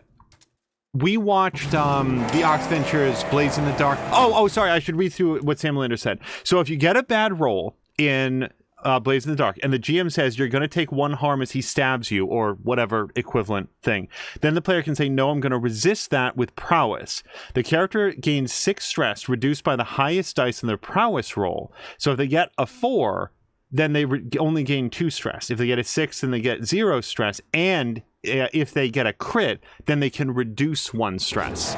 I guess because they're very like they rolled so well that it sort of like takes that off their mind. Now I am gonna stop here to get some water, because although I'm currently full, I would like to have some places here north of the border to get some. Of course I will. If you have to leave Get me filled here. up. Also, use some ammo. Oh, thank you for this. It's really going to make it a lot easier.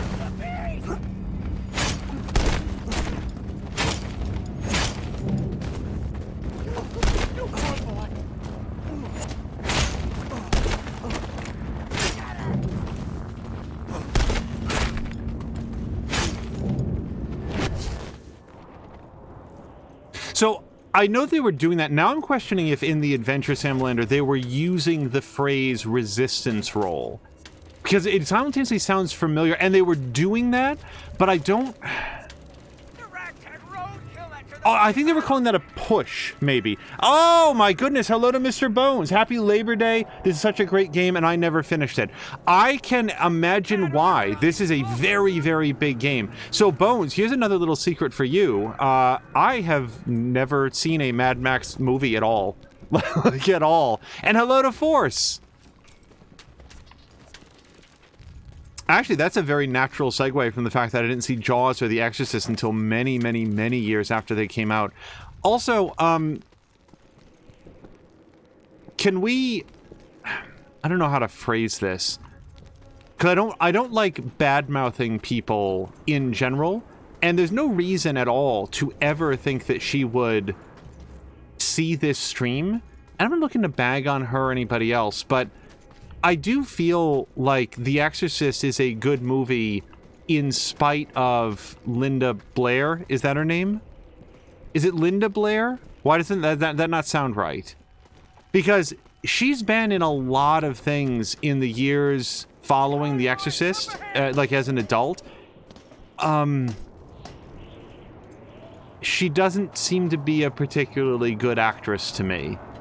And again, I'm not trying to just, like, randomly dunk on somebody, but, like, there's an episode of Supernatural where... Is it Linda Blair? Linda Blair, Mr. Bones says. Yeah, there's an episode of Supernatural where Linda Blair's in it, and she's very bad. And like, there's something else that I've seen with her in it as well, and it's escaping me right now. Like, anybody can just have, like, an off day. Like they're not getting along with the cast, they're not getting along with the director, they're having something else go on in their lives, whatever. But I feel like everything I've seen Linda Blair in, and she's good in The Exorcist, but she's also like, I don't know, 9 or whatever, like she's not very old yet, and a lot of it is not like less conventional acting that we'll go with, but like as an adult just like delivering lines and stuff, I'm sure that she's good at a great many things, but I have to say that Linda Blair being featured in something is not the sort of draw that you might expect. Helen, I found this among a bunch of printouts I was going to send. This was the summer when the oceans began to withdraw. We didn't know anything back then. Dropping this in your mailbox before heading for the government shelter, just a reminder of what was. Yeah. We didn't have a clue what was coming. And the subtitle reads, "A huge enemy like that always has a weak spot." I imagine that's about the convoy that's roaring past. Bowen says that she also has a reputation for being difficult to work with. I didn't know that. I can believe that of almost any actor. A good rule of thumb is like we actually talked in, I think, the last episode about like parasocial relationships and how, you know, saying that somebody has inspired you is not the same thing as engaging in a parasocial relationship with them. You're just sort of like saying, hey, I really admire this around them, and they're, you know, I thought it was pretty cool. And the specific example there was about Janice Britters and Tim Turry delaying their wedding. Because to me, that's a big damn deal. A wedding takes a huge amount of planning and preparation, and it goes on for months. And they had a date certain that they decided to step back because of the pandemic. That's a big damn deal. And that's something that I think about all the time. However, as a general rule, I don't ever want to meet any of my, you know, quote unquote heroes, idols, inspirations, or anything like that. Because I feel like there is only space for me to disappoint them. Like, I really like listening to Divided by Werewolves. That's the podcast that Bones is on, and he's on there with Mr. Binky. And like, we look forward to every episode. And I'm not saying that because Bones is here. Like, I talk about it less frequently than I should. However, enjoying the podcast does not translate into fantasizing about what awesome friends we'd be or something like that. I am very comfortable, like, watching. I'm so sorry. A lot of thoughts are coming in all at once. I am so disappointed that Mr. Binky has stepped aside from streaming. And I like, every week that goes by, I think like, oh man, I want to tweet like, oh, if like I'm really bummed out that he's not streaming at this time. And I always look forward to the idea that like someday he might return to it. But at the same time, like whatever his reasons were for stepping back from it, I don't want him to feel pressured to do something that he doesn't want to. You know, like you're allowed to not stream if you don't feel like it, or if you've got other things going on in your life or whatever it is. So, yeah. Gotta see if I can find a way into that storm drain. Sam Leonard says, never mind, I just got the coin page of the book. The GM was right. It shows what I know. Oh, about the value of coins? Sorry, I just saw Forrest had said, I'm sending this video to Linda Blair. Well, I like... mostly my discomfort comes from it is, like, if I don't like someone or something, I usually just choose not to talk about it. And, like, I don't know anything about Linda Blair. I only know... Boy, this is the worst guard in the world. Just, I wonder why I'm casting a shadow on the wall. It doesn't usually happen here.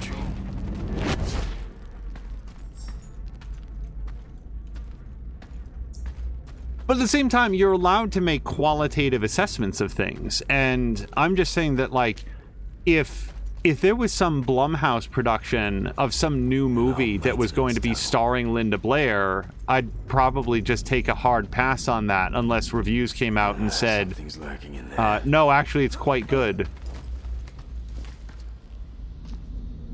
All right, we're doing okay so far. Sam Lander says that he's a little obsessed. Oh, but Sam Lander, I'm a little obsessed by Blades right now. Like, can you imagine how much fun it would be if Bones and Binky from Divided by Werewolves played Blades in the Dark? Like, I don't understand why that doesn't happen. I mean, I guess that's literally what Oxventures, or Oxy, I just did it. Oxventures is. That it's a bunch of people that, like, have great on-camera chemistry, and so they're doing, like, a role-playing game, and it's, like, super fun to watch. But, like...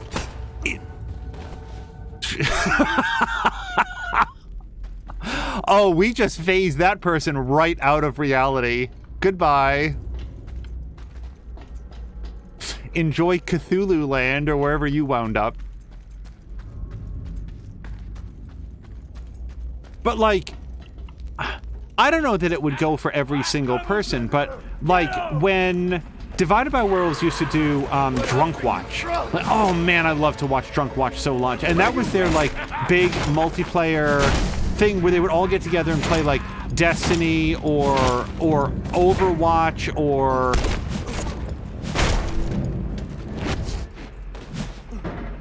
you know, whatever else was the, you know, the fun game of the time. And wouldn't it be great if those people with that like level of chemistry and just like the amount of fun that they had did something like Blaze in the Dark? It's one of the reasons that I'm looking forward to your campaign, Samalander, because we know that Mia and Azaric and Sorry BTR, we know that these people all get along really well, but won't it be fun to see them get along together in like a co-op role-playing experience? Carolyn is saying, oh, I haven't noticed that you're obsessed with it. Well, I stepped back from talking about it for a while because I was like, I'm gonna like really irritate Samalander. I keep talking about it like, do it. But having just watched that Oxventure thing, so there's scrap down there. How do I get to it? Can I hop this? Oh, nope. It's right over here.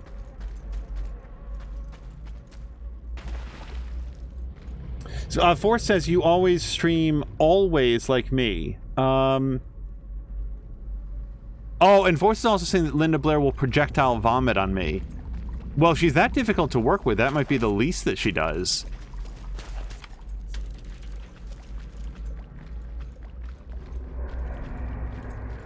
I wonder what she does for a living. Like, she is... When I say that she's not a professional actress, I mean that she does not have enough acting gigs to make it a profession. She's just not that active. So she must do other stuff. And I wonder if it's like... I wonder if it's in show business at all. She could be like an actuary, for all I know. It's kind of like, yeah, I think the actress that played Newt in Aliens, she's like a teacher. And like her students, like there was some interview that I saw with her where like, yeah, everybody knows who she is. Everybody knows like, oh yeah, she was Newt on like in Aliens, but that's like her one and only acting credit. It's the only thing. I feel like I'm going backwards now. This is the way that I came in, pretty sure. I don't think I need that generator for anything, but maybe I do. Maybe I just like turn it on or something. Turn it off? No.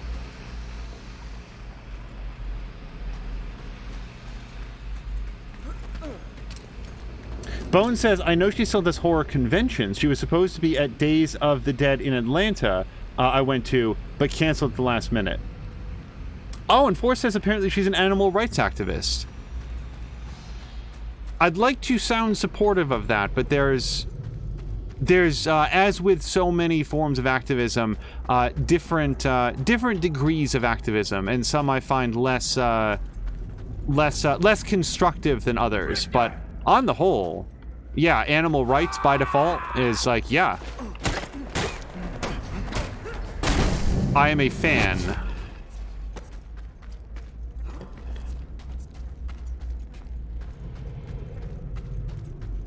But like animal rights activists, I guess if you're like on the board of a foundation or something, you can draw a wage from that. But outside of that, like I'm not sure, like, who is it? Like Gabrielle Carteris is like, I don't know, really high up in the SAG-AFTRA side of things. But I'm not sure that you like... I'm not sure that's a real money maker. It's kind of like being the mayor of a small town. You probably make like $12,000 a year doing all this administrative work, and that helps to supplement your income for whatever it is that you actually do for a day job. You're on watch. Yeah. I'm on it. Suck my crack. Excuse me, sir. I'm looking for the blue dot. Oh. Yeah, no, we can do it down here. Okay, I'll wait down here. You guys come on down. Oh.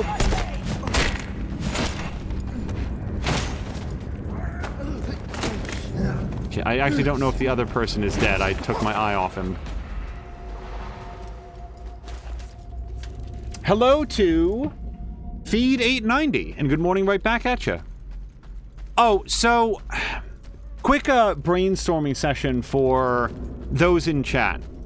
The Twitch bots that are coming around, and they just like show up and they post a link via like Cutly cut.ly. That's how all of those start. Is there a way to ban links that are specifically that domain? Because we tried adding to the list of like banned words and phrases cut.ly, and it did not appear to be successful. So if anybody has a good idea, and I know that you can ban all links altogether, but like right now, Bones, you are not only allowed but encouraged to post a link to the Divided by Werewolves page. I want to keep that ability open for people. Open the grating. Oh. Break open. Got it. So, like, is there a way to ban a particular, like, type of link based on the letters used? So Trivial Force has another apartment tour today. Hope this one goes better than the last one. Use the flare gun. All right, I think that's okay. I'm very much trying. Oh, down there? Sure. Time to send for Gutgash, guys.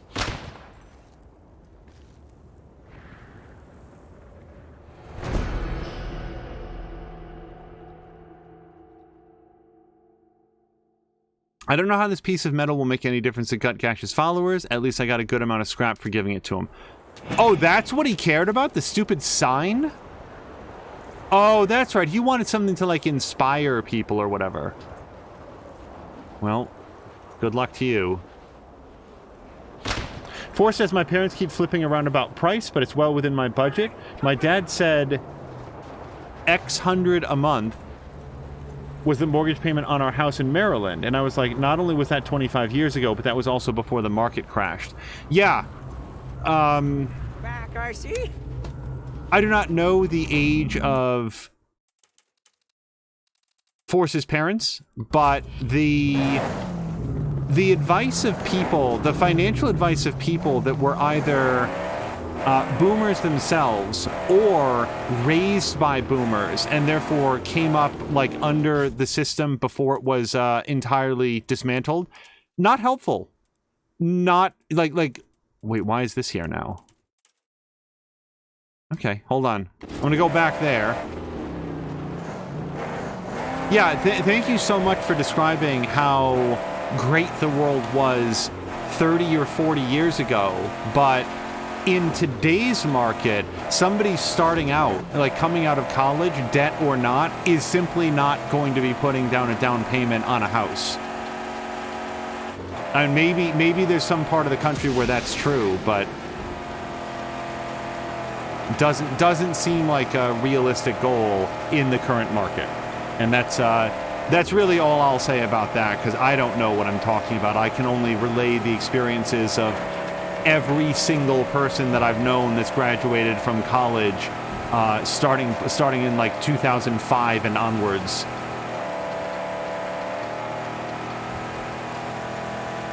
Oh, I don't know if Bones is still here. I would have asked if he had to work today, because I follow Bones on Mr. Bones on Twitter, and one of the running storylines is the people where Bones works do not appear to when I say treat him very well, I mean treat anyone very well, because I highly doubt that Bones is the one and only person that gets blamed, chastised, borderline written up for events that were actually the fault of others, and can be documented as being caused by others. So it's just very frustrating sometimes reading that, because I would not enjoy working in an environment like that. I very much want to read chat. It's just very difficult to do while simultaneously driving, and we want to get somewhere. So can I just go there directly? Like, why drive north if I can just pull off the road here? Let's try this.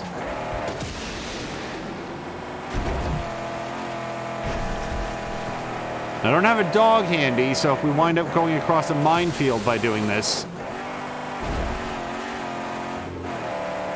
All right, now we'll get back on the road, because it looks like more of a straight shot.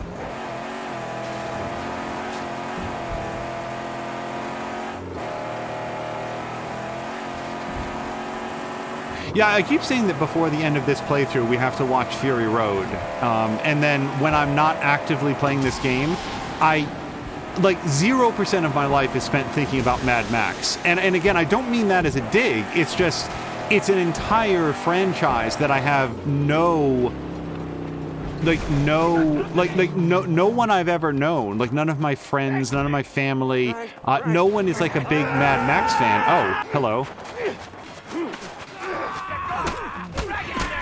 So it's kind of like without anybody nearby to recommend it, you're not stuck with, but you're left with the recommendations of like pop culture. And I know everybody really loved Fury Road. I am prepared to also enjoy Fury Road. It just doesn't enter into my conscience very often. Simlander also wants to watch Fury Road. Let me turn that into a watch party, maybe. Okay, what? I'm missing something here because it's still... Is it this? Got it. All right. So, as we get back into the car, let's take a quick second to read chat. So Cara Luna had said that bots have a lot more tools at their disposal than we do as streamers. Yeah, because whatever we come up with as streamers, whatever moderation tools that we have, there's like they'll just do the next thing over. It's like it's very frustrating. Kirluna says also bots, I think it is, can give you regulars functionality. So if you're a regular, you can post links, and if you're not, it gets deleted. If you're a regular, what defines regulars? And Centrifugal Force is saying that our parents are about 65 plus. Their financial advice goes in one ear and out the other almost always. My mom was like, it's better to play the market. And I was like, triple question marks, index funds are safer and more lucrative and less time intensive. Yeah, playing the market is a great policy if you're living in the 1980s or like, and not investing in savings and loan. Boy, it's all right. I'm going to get off on a really weird sidetrack. Sam Lander says index funds are the way to go. Force says also my APR is roughly 4 billion, so it's not wise to start taking out loans right now. I just have no credit history outside student loans, really. Sam Lander says Mad Max watch party would be fun. Bone says Fury Road is a masterpiece. It's not reliant on you having seen any of the previous films either. That's one of the reasons that I'm going to start with that one. Like the Mel Gibson one, I just in my head imagine that it wouldn't have aged that well just based on its age, and we were just talking about The Exorcist and Jaws, so maybe it has. But Fury Road is of interest to me because the trailers for it looked like the worst thing in the whole world. And then it came out and everybody was bowled over by how good it was. So I am legitimately looking forward to it. Maybe it won't be for me. But based on how universally beloved it is, I have a lot to look forward to.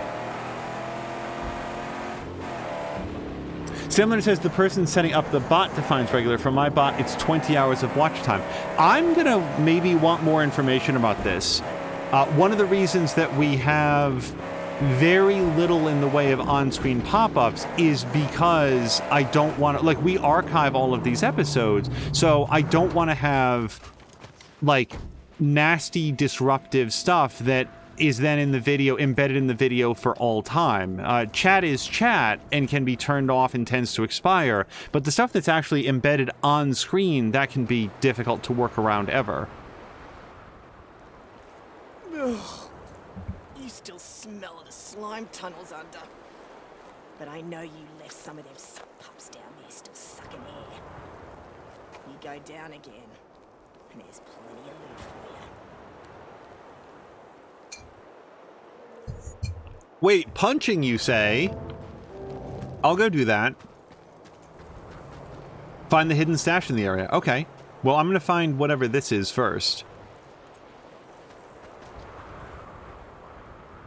Killer Insane bots don't need to give you any pop-up at all if you don't like. You disable and enable whenever you want functionality on them. I'm gonna have to look into, so the bot that we use is just the free one that comes with Streamlabs. So I will, oh, it's just marking this. I'll have to see about doing that because, like, I don't like ceding ground to bullies. And right now, there's a lot of really nasty stuff that's happening on Twitch and on, like, so here's something that I thought we were going to talk about closer to the time and then, like, just didn't, because I feel like other people can talk to it more eloquently. But on September 1st, there was a Don't Stream on Twitch Day in a specific attempt to draw attention to the hate raids and the other... Okay. Sorry, I couldn't figure out if this was a person or not.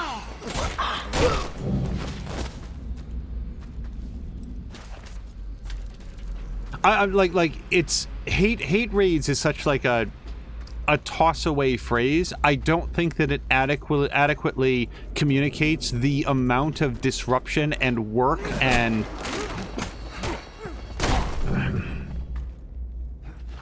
the impact that they have. So I'd like to supplement it, but at the same time I don't have a better phrase for it prepared.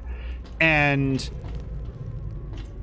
I believe, if I'm remembering correctly, September 1st was a Wednesday, and I think it was.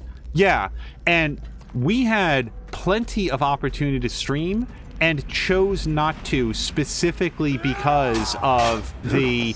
Oh, wow, he's way faster. Well done, sir.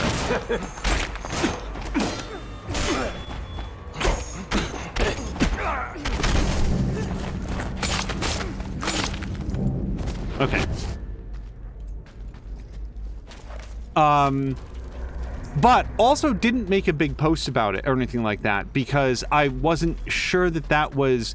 I feel like when the targets are people of color and transgender streamers and other marginalized groups that are the targets of these, I don't know that it's helpful to have someone like me say, hey everybody, cut it out, because I don't like, I want to see it stop, and I want Twitch and gaming in general to be an activity that everybody gets to enjoy.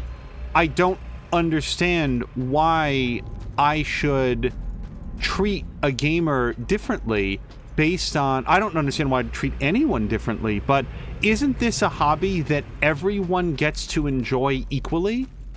It feels like it super should be, and it feels like most hobbies are that way. But especially in gaming, where absent a face cam, you don't even know anything about a person's identity. That's one of the things about, like, VTubers, that they have these elaborate CGI rigs that go over them. You don't know anything about that person at all.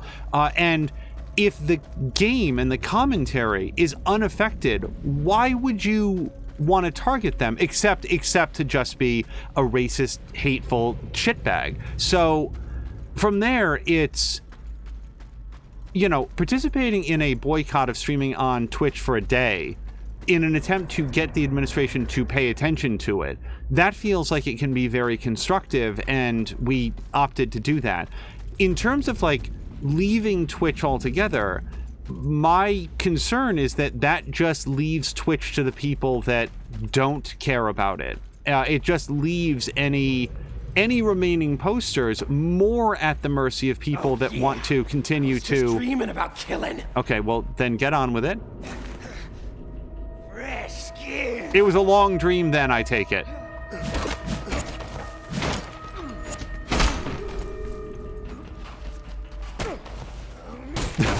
Okay.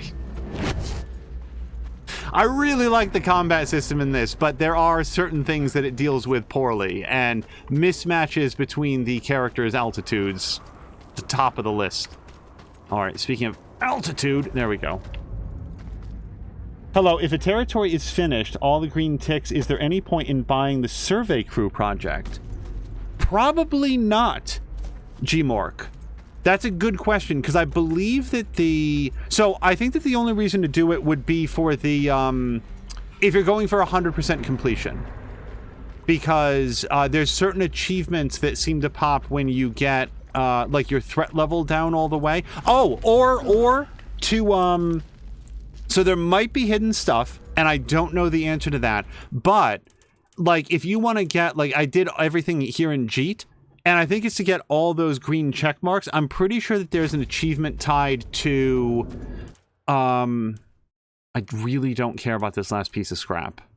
I did the thing, right? I did the mission.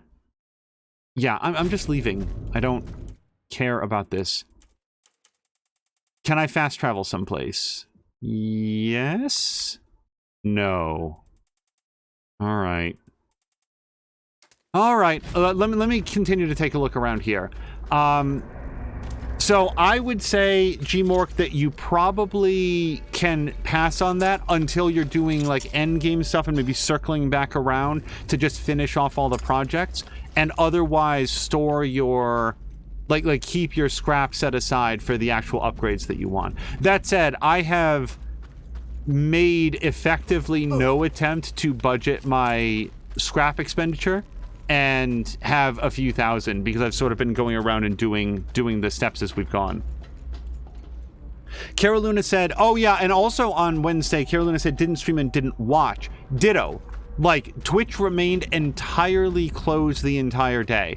I do not mean to cast any shade on anybody that did go ahead and stream.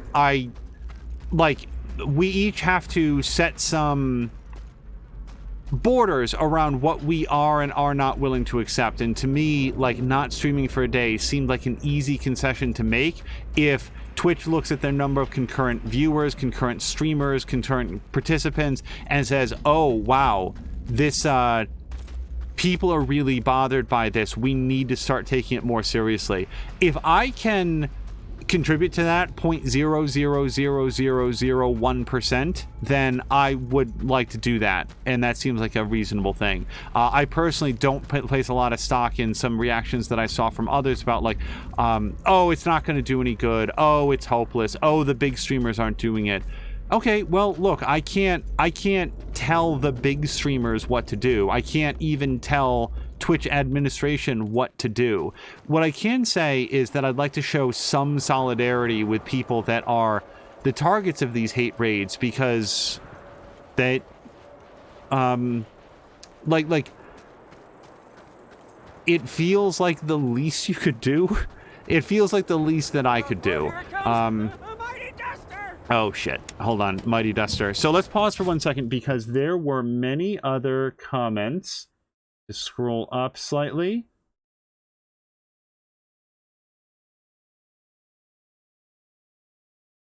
Bone says, the grass in this small country I bought isn't gonna mow itself. Have a great rest of your streaming and holiday. Bones, I probably miss you, but right back at you. Thank you so much for stopping by, and I hope that you had a great weekend and hopefully some relaxing time off. Sam Lander uses the Streamlabs hosted bot, mostly for chat moderation and thanking people for some things. My bot's channel has been getting followers from the hate raid channels. Yeah, and we've been, like, anytime that we can recognize this, attempting to ban those outright. Attempting to ban those on the spot. Sam Lander set the channel to emote only. So, like, when you're offline, is that a good thing to do? Emote only? Force says the word hate raids does not adequately convey the hatred and vitriolic behavior behind them, nature behind them.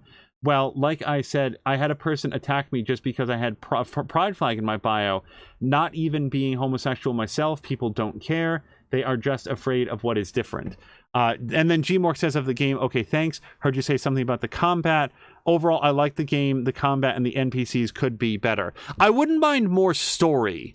I'm a very, very big fan of story in games, and I would, like, it's not really a complaint. It's just sort of like a note that this game is rather lighter on the narrative elements than most of the games that I usually play. But on the plus side, that gives us plenty of opportunity to talk about like any number of things, whether it's Blades in the Dark or, you know, whatever tends to come up. So it's nice to have some opportunity to do that.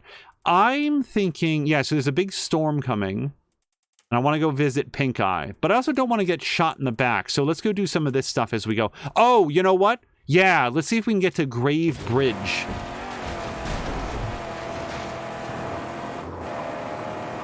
Joe Luna says, I agree that I don't think it'll do much, but for something like that, yeah, it's the least that I could do for sure.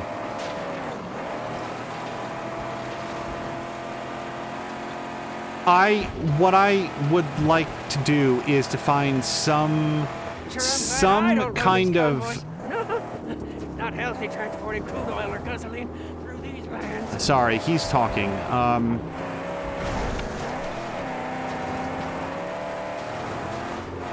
I don't even think anybody's manning this place anymore, but... She's airborne!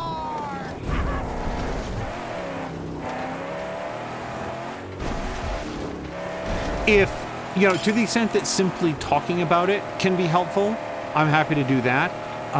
But I want to find ways to... Oh, sorry, I thought that might have been the convoy, but it wasn't. Is it like how do you find some way to address it in a way that is constructive? I guess that's sort of the thought. Not anymore. All right, I didn't come here for this, but let's grab whatever scrap is down here. Habanero says, with the election of a non-hateful president, we have driven the trolls back into their own homes, and online is their only easy outlet now. Yes, gladly. I'd love to marginalize them further, and I will note that I'm not a programmer. I'm not a developer. I don't know what I would like Twitch to be a lot more affirmative about taking this seriously and stopping it. However, it's not like I'm sitting here bristling with ideas, but I also recognize that other people do have ideas, so let's listen to them. For example, hold on, let me just see if we can... All right, and I think I'm going to go up there and pull down the tower just for good measure. There was a guy on Twitter that showed off how fruitless it is to try to ban individual words, because there's not actually an infinite amount, but literally millions of ways to combine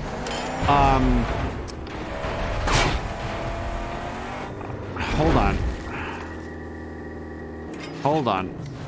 Sorry, I can't quite formulate this thought while also dealing with this. Fellas. This isn't good. Anybody else?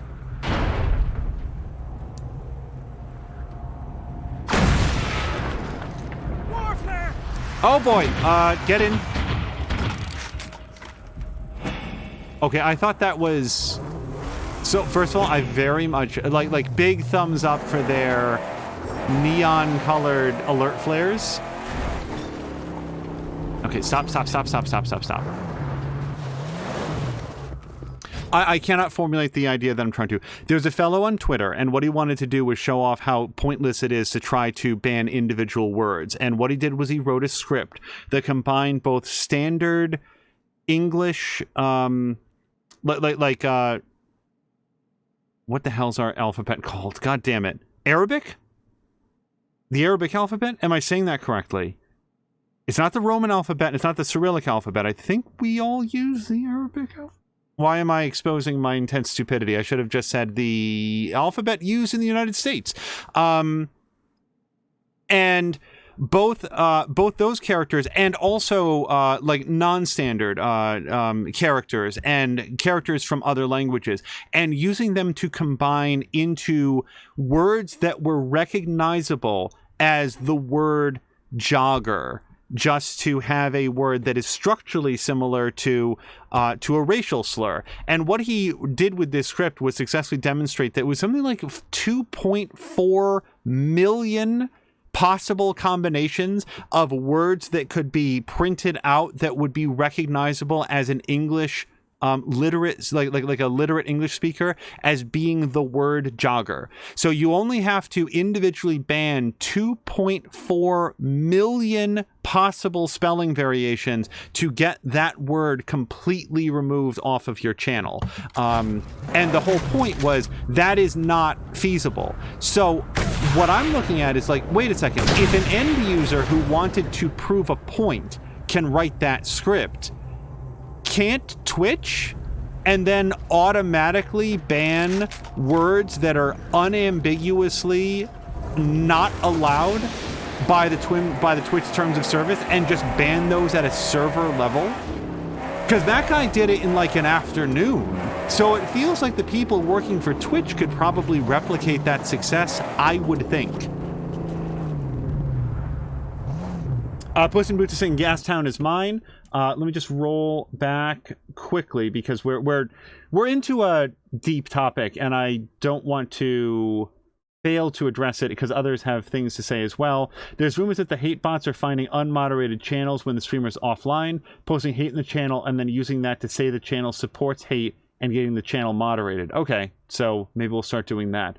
Sam Lander says, so since my bot's channel is unmoderated, it's vulnerable. So emote only can protect that against that.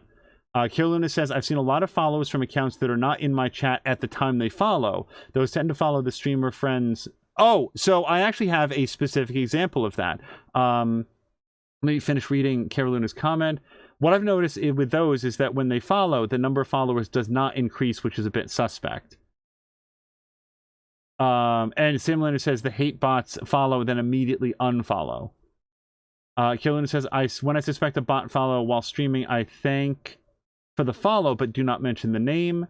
Dirty Habanero saying that we write in Sanskrit. And then Force says, more on my parents not understanding anything about today's finances. One position I was looking at was offering me $35,000 a year, and my mom was disenchanted with that number, saying and said, I made $25K when I graduated, and I calculated the inflation, and it was a little higher than the salary I elected to take at this plant.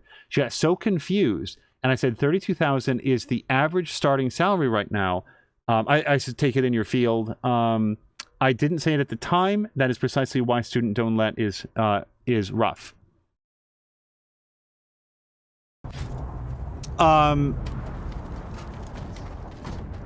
Oh, and then Forrest is saying that of like Twitch moderating things properly, it would take effort, but like not much effort. It's kind of like I don't understand what they're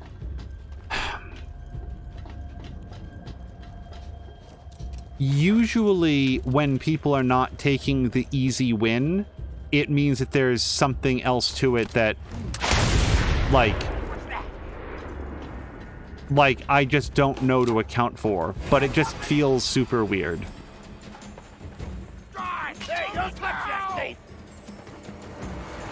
Okay, are we playing the intimidation game? What's happening here? Someone here! We got company! We cut ears and noses where our stank gum! Come here! Smash that thing in my face! I want his teeth! Oh,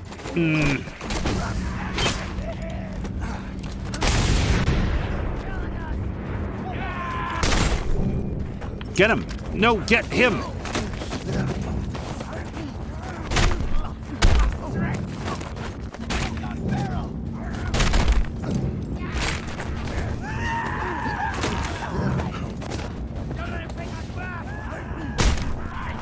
Oh, I did not see him coming at all.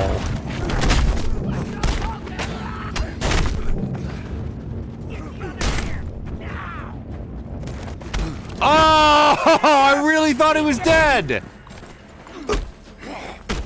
Okay, Blue Man Group, you win. You're the best in your group.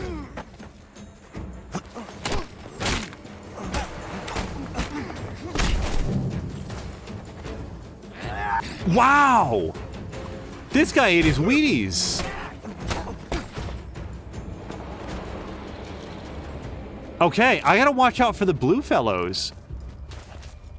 I mean, maybe the coloration is random, or maybe the blue guys are better than the purple guys, but that guy was no joke.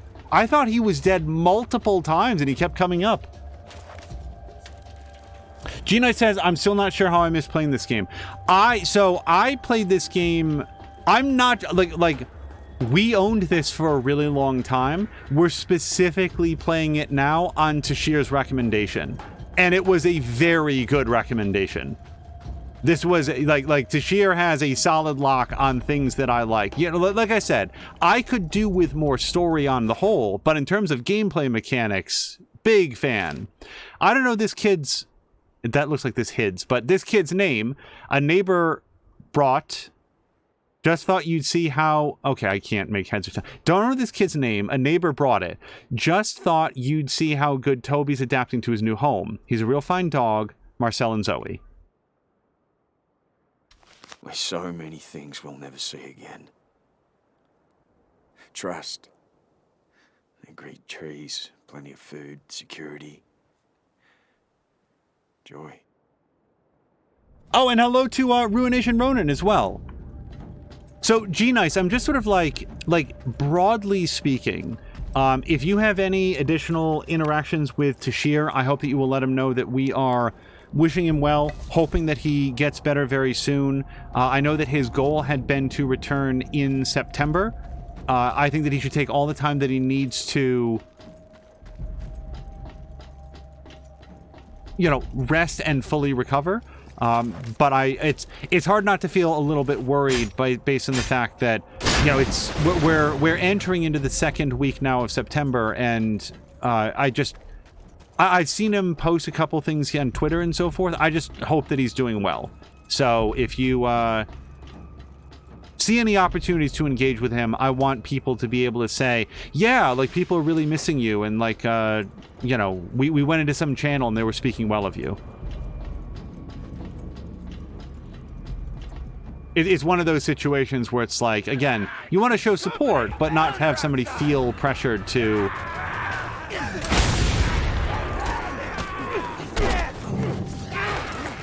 get in before they're ready.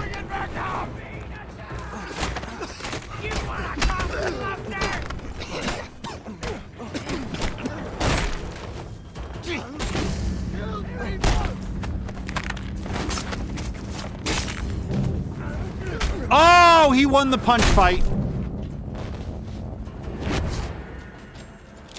I really thought I could throat punch him before he got his off.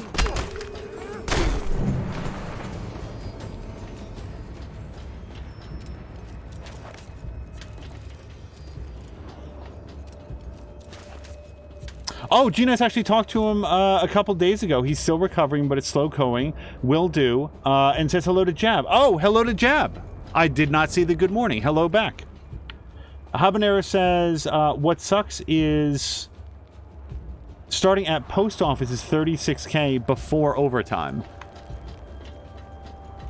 Now, so I do not know very much about post office jobs. It is commonly thought of in the United States that government jobs have like good healthcare benefits and such. I hope that that at least is true for post office workers, because that seems like a low amount given the amount of work that the average post office worker needs to do. Like, they need to physically go around and visit a lot of different addresses, and some of those are urban addresses where they are going to be hitting a very, very, very high volume of people in like a comparatively short amount of time, but that comparatively short amount of time is still like the whole day that they're on their feet and going around. And then there's like rural post office deliveries, which is serving areas of the country rather, that are, to be blunt, way the fuck out there. And they still go out there and they do mail delivery services to places that, like, you know, Uber and Lyft and, I don't know, like food deliveries places won't touch because there's no profit to it. So the post office gets business done, and I would like it if the people who did that business, you know, did all the actual effort. Okay. Pushed A like 4 times there, but get him.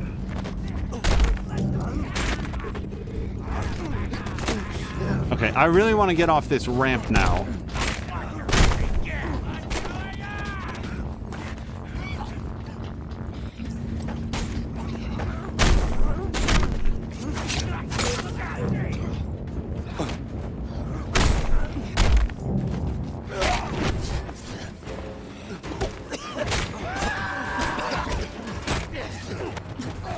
Sorry, as soon as the enemy count gets above, like, 4, it takes enough brain power that I'm like, alright, let me just... But B! How much more B do you need? Okay, nope, that's...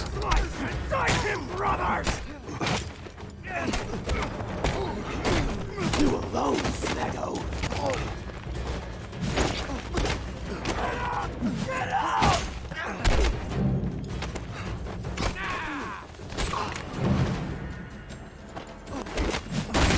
Okay.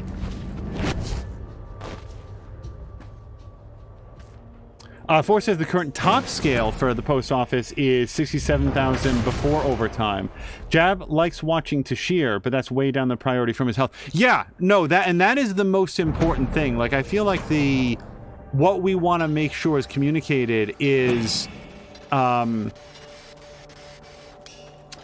his health comes first.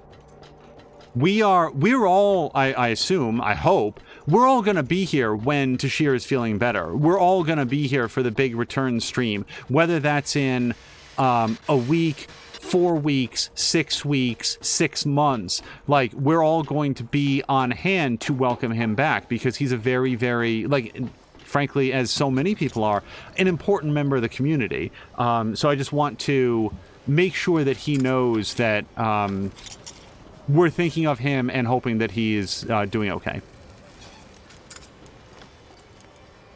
Dirty Habanero says, we're not truly government, but yes, we have beast-ass health benefits. Dirty doesn't walk at all. Rural carriers are touched in the heads. They need to be alone. I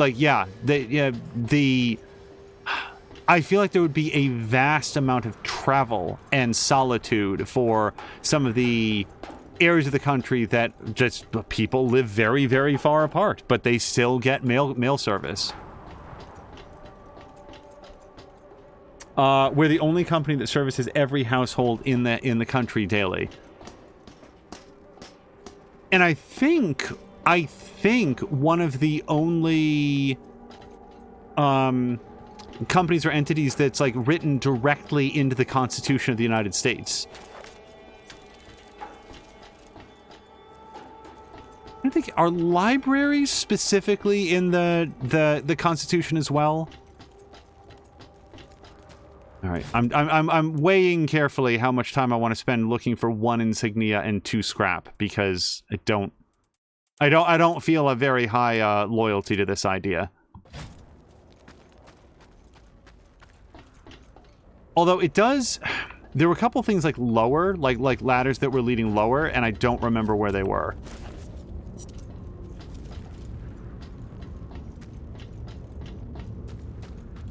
Because the thing about an environment like this is that there's going to be a lot of like super subtle little things that unless you're looking at the right angle, it's like, oh, there was a ladder there, but you didn't go in and look up, so you didn't get to see it. And that's fine. It's just I'm not really going for 100% playthrough. I'm going for like a thorough playthrough. Grab some gas in case we need it. Hello to Blobbity Blah. You're back. Blah, blah, blah. For the record, this is one of 2 streams that I'm hoping to do today. The other one being the next episode of Aegis Rim. Because I know that you've been following along with that. G-Knight says that's pretty amazing considering their size and the population of the U.S. Yeah, and it's... like, at least a couple months ago, there was this legitimately weird meme that was going out about, like, Amazon drivers getting stuff done while post office drivers were like lazy and whining. And I'm like, okay, the post office delivers daily to every household in the country, virtually regardless of weather conditions. I have to assume that during like a massive tornado strike, there might be some addresses that have to wait an extra day, but on the whole, the post office is incredibly efficient at the enormous task that it has to deal with. And I know lots of people that either straight up don't get their Amazon deliveries or get them in very, very poor condition. So I am... let's say I just don't put a lot of stock in the, oh man, if only we could turn over all package delivery in the United States to private companies, things would somehow get better than the astonishingly good service that we get at this time.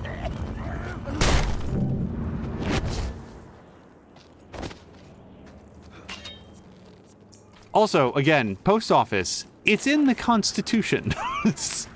Like all the originalists out there, they're like, yeah, maybe actually read that someday.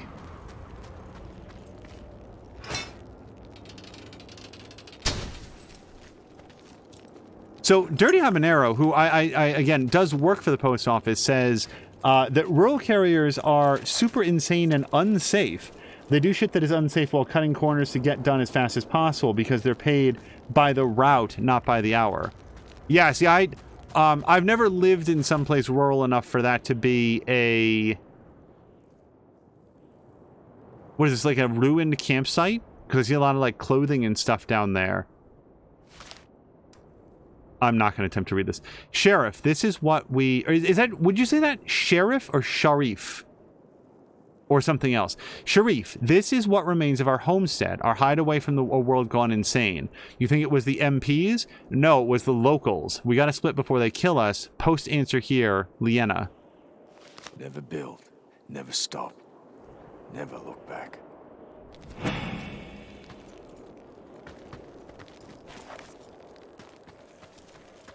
I have to confess a lot of curiosity now for, like, what qualifies as, like, the like, are they just, like, driving blindly across, like, cornfields? Like, what? Like, it's one of those, like, what do they do that's unsafe? Like, now I'm so curious about it.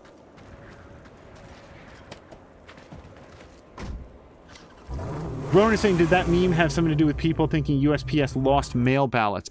I don't... It was something specific about Amazon, and, like, And I remember seeing, I saw a lot of the pushback to the meme as well, just because it's so transparent and silly. Like, hold on.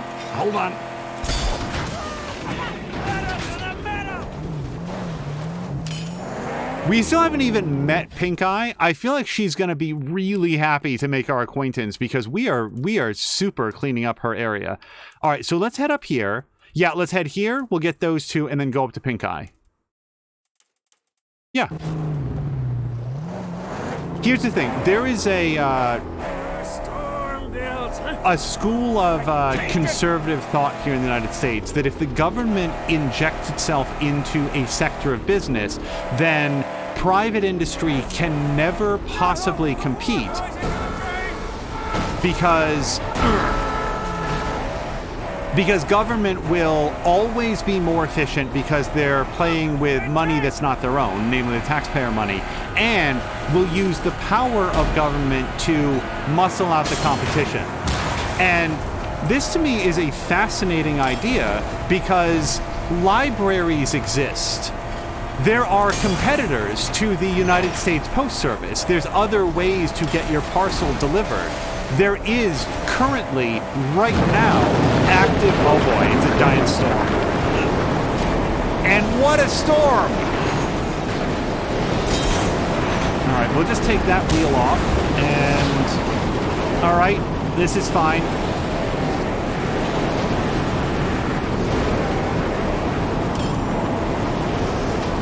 Sorry. Might be a little loud here for a second. Now, one thing that I definitely want is this scrap container. All right, stop. All right, if I can avoid getting hit to death. Get it? Yeah, see, this scrap I will stop for any opportunity that I have because it's worth hundreds of scrap. All right, let me pause just for a second in a moment of silence. Dirty says we are not government funded at all. Yeah, no, that's very true. The post office is entirely self-funded. Ouch. What is happening here? Ow. Sorry, hold on one second.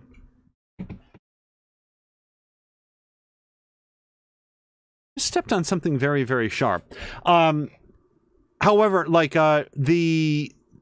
the Postmaster General is like a government appointed position, so it's often tightly associated with the United States government. However, what Dirty says is actually very important. The post office is entirely self-funded and ran either even or I believe at a profit until a conservative majority in the United States Congress adjusted the laws that requires the post office to pre-fund their retirement for like 70 years in advance or something similar like that. So anytime you see news about like, oh, the post office is like running at a deficit or like it's costing money, that is absolutely false and was generated artificially by an act of the United States Congress. So, yeah, if I've said something inaccurate about, like if I've said something that sounds inaccurate about the post office, I'm speaking inartfully about something that should be phrased more carefully. Dirty says we pay all our own bills with postage. The government only lets us prop up their health care by allowing us to pay premiums into them, requiring us to pay 80 years ahead of time. Is that it? Yeah, I knew that it was very, very far in advance. Ronan said, I saw the store coming on this side. Didn't expect it to hit this hard and fast. Yeah, this is a good one. So I don't think that I can have a conversation with this person. I'll tell you what. Let's go see if we can do that scarecrow. Oh, wait. Sorry, there's some more scrap bundles over here. Oh, is that a tornado? I thought I saw a giant funnel cloud there at first, but now it seems to be gone.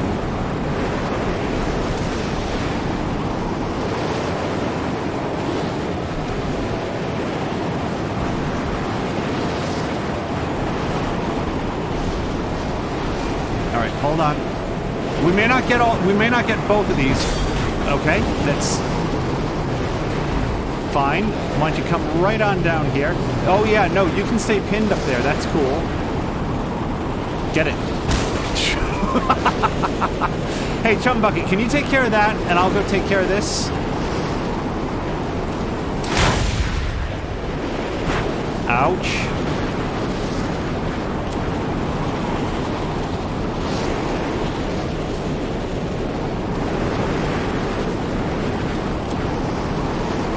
Can you get copyright muted for blasting wind? Is this a copyrighted sound? I should copyright this sound. Okay. Really sick of that debris.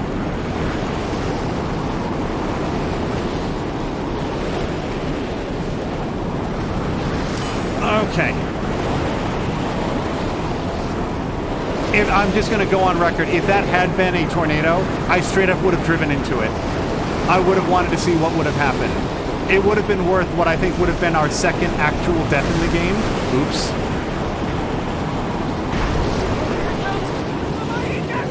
Mightier than this. There's something worse than this on the way, Chum Bucket. Hold on, oh yeah, I'm in a totally different... Oh. Okay, I need to turn around. We're wandering way far afield. Let me come down here. I went chasing scrap. And hello to Grumpy. Hey, I'm going to pause just so that this is audible. Grumpy, I hope Moo is okay. My understanding is that she's just very busy. That's fine. I just hope that, like, it's been a while since she's been doing some streaming, so I hope that she's doing okay. Goofy said my kid has a friend over, so... Oh, Moo and I are hiding. We are prisoners in our own home. That immediately answered the question.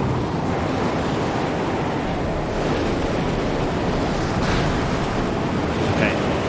Although this is not the territory that I'm dealing with just yet, I'm not gonna turn my nose up at an opportunity to grab this.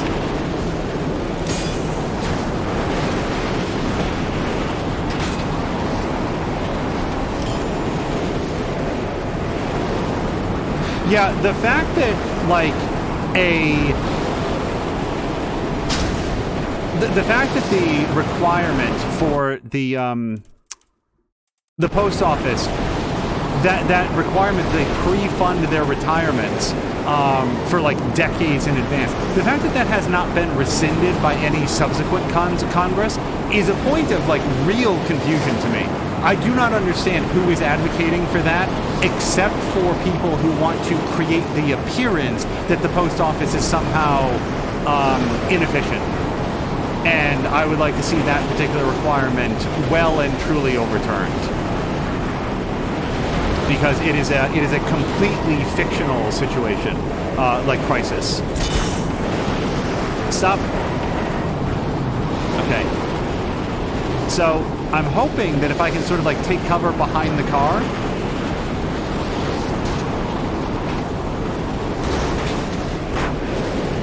Okay. The general hope is that the car, fuck you. The car is able to deflect at least some of the debris.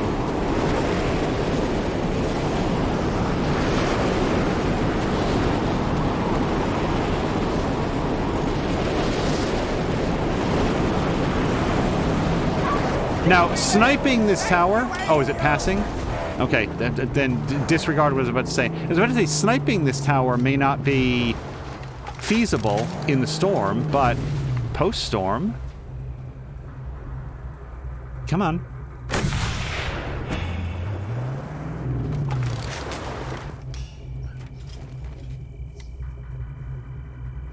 Oh, so Dirty's saying if we stop paying our healthcare benefits ahead of time, the government will stop getting free health insurance. Oh, and Rowan is saying the debris is amazing. It sure is.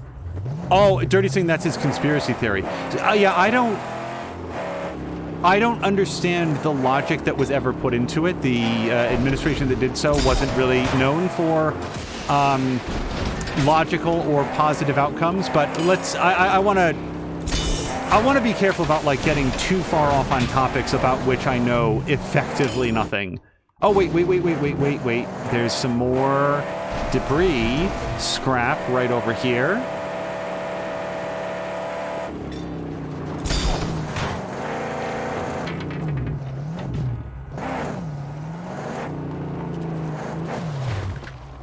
All right, let's just leave that tethered. Not for any good reason. I just make sure it doesn't go anywhere. Yeah, once you open up a couple of these and you come away with, like, what is that, 450 scrap? 300? Why am I so bad? Each box is 100, that's 300. Then they each have an extra 50 in them, so that's 450. Yeah, just double-checking my math there. I love how the debris smacks you in the face and he just walks it off like nothing. Oh, yeah, I think in the real world, like a sheet of metal like that hits you in the face, I'd just be dead.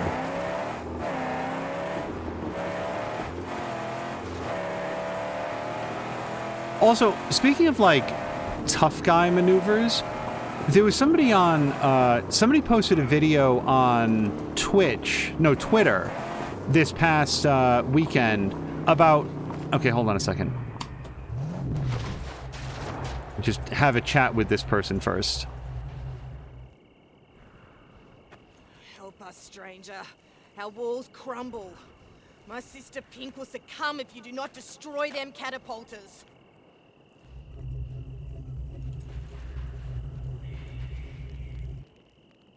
Okay. Like, not even an objective update. Just so you know, please go do the catapulters. Alright, let's, head north. What the hell was I about to say?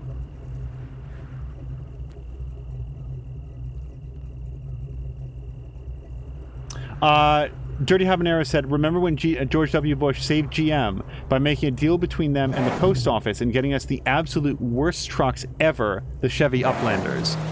So that, like, specifically, I don't remember offhand, but I followed a lot of what came out of that administration and how it pretty much to the letter would consistently achieve the dead-ass opposite of what they said was the purpose of their legislation or whatever. Roads have descended. Oh. Cannon, piston. We must make our presence felt. No. There's no reason to risk our skin here. If Pink Eye should die, We'll use the gear that's in there. Your fabled fingers are nimble enough. My fingers won't fail me, Saint. But these defilers, the very same ones that destroyed my sanctum. Saint, summon into mind the horrors they brought. They will do the very same here, and they will leave no sacred tools. They'll burn what they can't carry. And they break what they cannot burn. Then let's go. Yes, Saint. Fire and brimstone! They're reducing the Pink Eye Sanctum to rubble! They swarm like flies! There's only one way inside.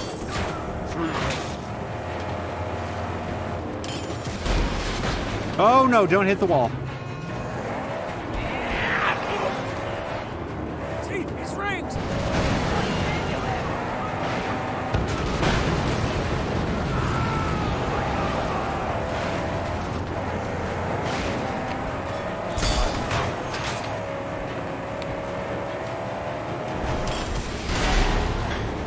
Really hoping for some more damage from that boost.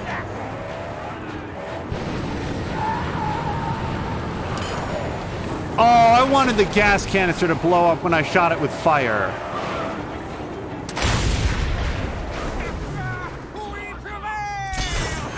The catapults will be a problem.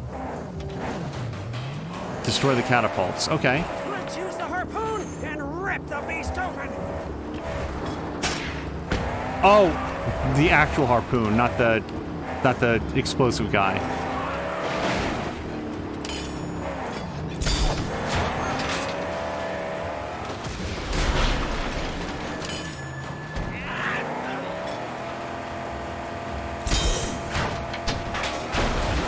Exposed! Let us hurl thunder into its weak innards! Good? Good. Go! That's one of them!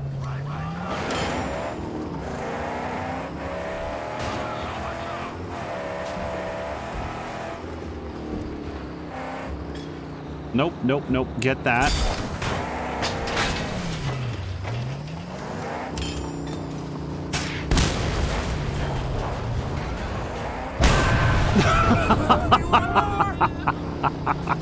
Oh, sorry. That guy was just like, oh, he's going to get out of his car. This will be great. This is my chance. And just gets atomized by the explosion behind him.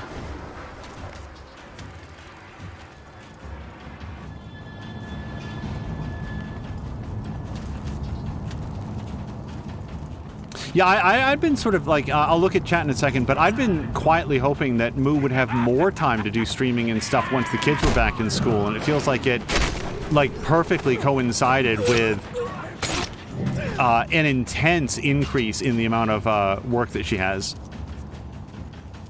All right. That gave Chum Bucket a chance to repair the vehicle.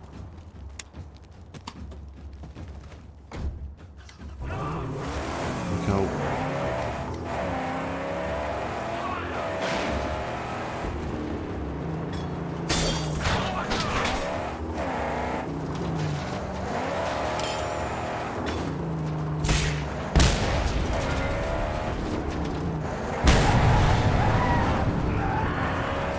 The rest are inside. Let's hope Pink Eye can hold her own until we find a way in. I see a way. But it's, Maybe there's a way up through the ruins. Is this it? It really doesn't seem to be it. High up through the ruins is what they're saying. There's also a green... I do see the green dot over there. It does say reach the stronghold. All right. Yeah, the purple dot must be something else.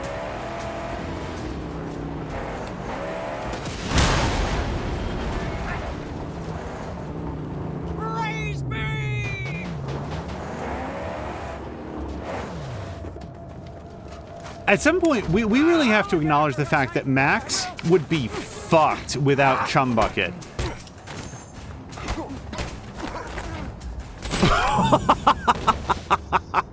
Oh, sorry. It's just the fact that there's spikes all over the car, so he just got like daredeviled right in the face. Okay, before we go inside, let me just take a quick look.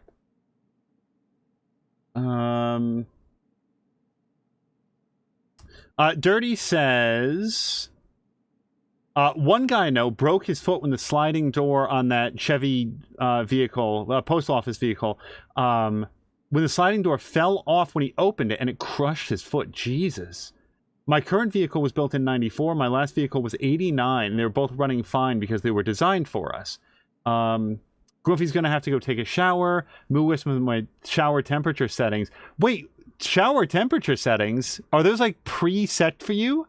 Is it like having radio stations on a thing where you just like press a number? Or did she change it on the water heater itself? Dirty says my current and previous routes, luckily, could not use Uplanders because those are left-hand drive and curbside deliveries require right-hand side delivery. So like that's where like the mailboxes are right there, and you can just like reach out of the car and do it, the vehicle, as you're going. Examiner says because you want a warmer or colder shower. Because it's fun to hear you squeal like a little girl, says Dirty. And then Samlander says, okay, I should go ahead and get dressed and go work on the roof. Hope to see you on the other side. Samlander, be safe. Roof work. When I say be safe, one of the things that I'm thinking of is I had a friend whose father... Oh, I can do this now. Sure. All right. And if I want to go one rung higher, reduce it to level 3. All right. I had a friend whose father went up to like, oh, it wasn't roof work now that I think about it. It was like removing the branch off of a tree, and he like leaned way too far off the ladder to get it done and wound up falling and getting really badly injured. And so I'm just, be careful. Just be safe.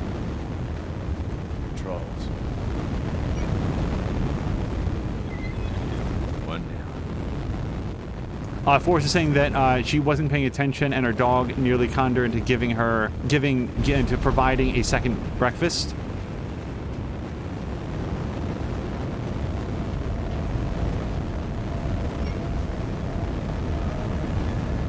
All clear. I've always found that one of the most important rules for animals, virtually any animal, is to have a regular feeding time.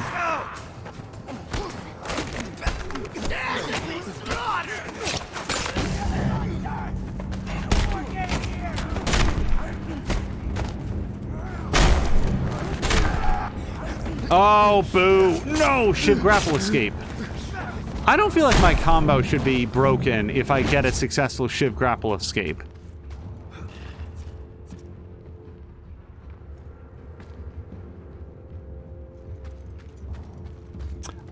Force says he does have a regular feeding time.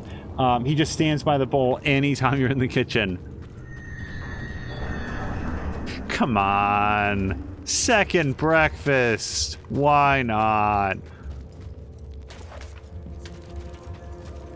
Yeah, I only say that like the regular feeding time because like just like people, I imagine that there's days when like your animals are hungrier than they are on other days. Like, do you ever have that? Like, there's just some days... This was actually really well addressed, of all places, in the Hunger Games novel, where in the very first book in the franchise, Katniss Everdeen is describing a hollow day, where it's described that, like, you learn that no matter what you have available to you, you're not gonna be full. And you just have to make peace with that.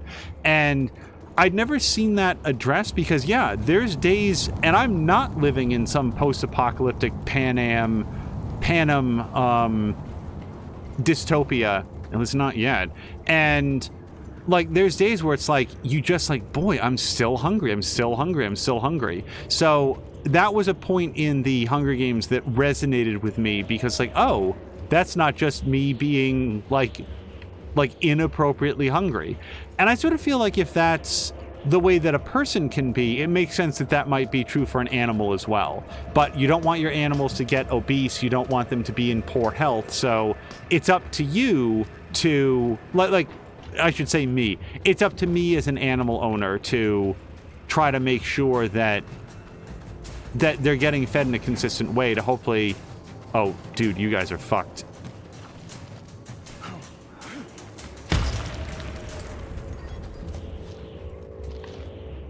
I want to blow up that barrel, too, but I'd prefer it if there was somebody standing next to it.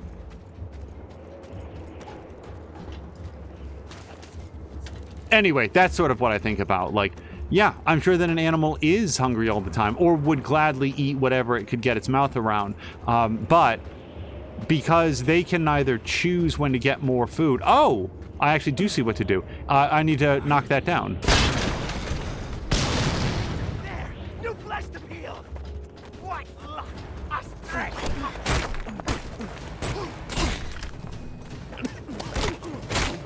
I feel like everybody knows what I was getting at. I just sort of like thinking aloud about...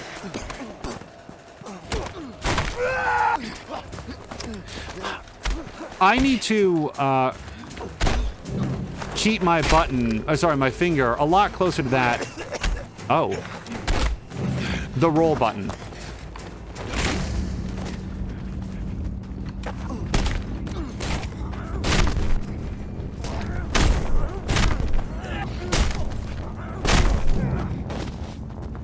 Oh.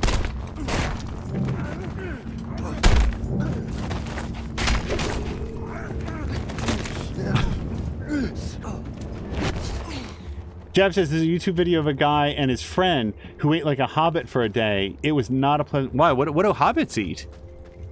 It was not a pleasant experience. Is that like eating 7 times a day or something? Because I imagine that would work out okay if you had very small meals. There's at least a school of nutrition that says that that's actually a lot better for you to eat very small meals frequently throughout the day rather than like 3 larger meals or whatever. Dirty Habanero says extra meals for extra activity or extra depression meals cause kids...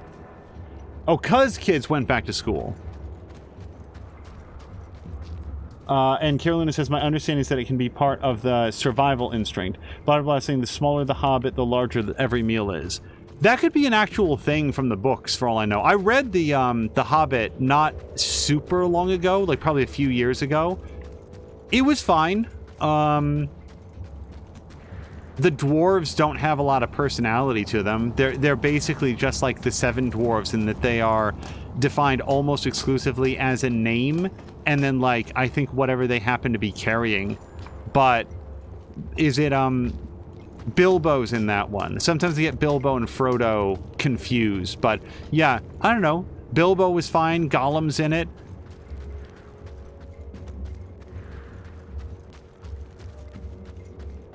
Let's see what's inside. Dragon. I never saw the movies. The 3 movies that they made out of that, like, Wheels! Lay down your 120-page book. Let's you and me parley instead. No more sticky tricks, Stink Gum. Today, we finish it. Called my bluff, Wheels!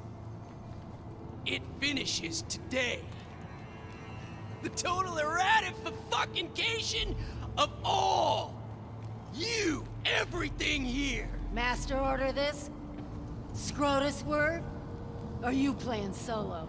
Oh, it's sanctioned. Tell me Way about up it. on high. Is that Hope?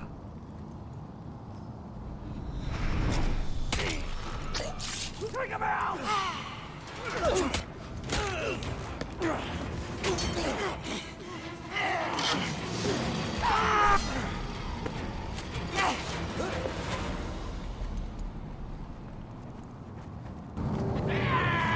Oh no, my stealthy approach was ruined by the cutscene.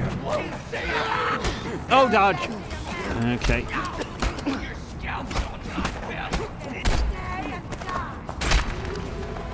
Also, Pink Eye appears to be in like a motorized, like, wheelchair, like death chair of some kind. I have to assume we're going to learn more about that in the upcoming scene.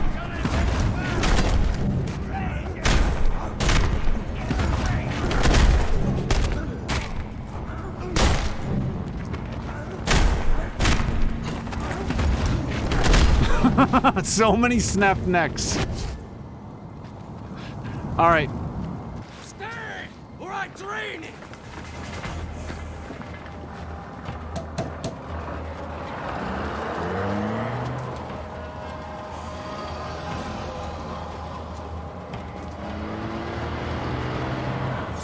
Whoa!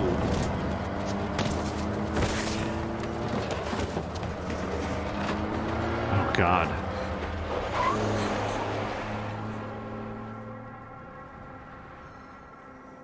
You tell me, son. Tell you what? Tell me why I shouldn't land a slug right between your I eyes. need your help. Let me get this straight. You come here, stranger to my domain, and risk your life to help us. Yes. Desperate and capable. I think we can do business.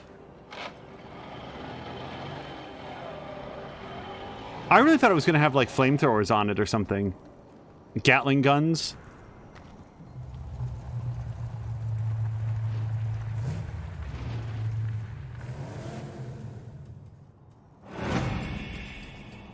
So unfortunately, it's doing that thing where the cutscenes look like hot trash, at least on the monitor. Listen, Saint. There's fresh talk of the big chief in Gastown. Can we trust it? Oh, these folks, they know engines, huh? And the V8 we seek. Let's hear it. They say, to take the big chief, one must win a most dangerous race. Who do I see about this race? The Gastowners call him the Outcrier. Oh, he hangs out near the refinery underbelly. Pink Eye has been saved from Stank Gum's clutches. that ancient rivalry. Let's hope this was worth the effort. Also, I'm sorry. When we met Pink Eye, her first reaction was, tell me why I shouldn't just put one between your eyes right now. And Max responds, because I need your help. No. The correct response to that is, tell me why I shouldn't put one between your eyes right now. A, I destroyed all the catapults. B, I killed all the guards that were attacking your area. C, I just saved your ass. Maybe that's why. Like, Pink Eye, if I had it out for you, then I would have done that to you instead. I came here, like, I do need your help. I'm here to work with you. And most importantly, I just demonstrated that in a fairly convincing manner. So maybe you should do a little bit less threatening and a little bit more, thanks, what can we do for you? Like, it's not that I'm expecting a lot of gratitude. It's just maybe gear down in the, oh, thank you for saving me. Now I'm going to kill you. Except maybe you're not worth the bullet. Explain yourself. We live to fight again. All right. So before Time's we, running out here. We'll be overrun soon. With no legs and the years in the rear, I ain't going nowhere. But I ain't gonna sit idle and see that stank gum slaughter the young'uns. Okay, well, I like saving kids too. Pink Eye is an honest-to-God Wastelands veteran and has the stumps to prove it. Her legs came off in a road war many, many years ago. Since then, she leads her people from the seat of a motorized wheelchair of her own design. She and the crew of the Wasteland Urchins she has trained since childhood have unsurpassed skills when it comes to automobiles, especially engine tuning. She's known to be brutally honest and a cutthroat negotiator, but she is always true to her word. Having seen it all, she doesn't scare easy. She cares for her urchins, her trained mechanics, and these young mechanics are her legacy. But she doesn't weep when they're killed. She knows too well the brutal conditions of the wasteland. Jeet has a new wasteland mission. I don't want to go back to Jeet. He's so far away right now. I'll just fast travel back to him later. But I do mean later. Let's take a quick look at the garage, because I want to see if... No, I think it would have told me if I'd unlocked anything new. We definitely don't have the V8 engine yet. Now, I can put on way heavier stuff, but I feel like I'm doing okay with medium-style armor for now. All right.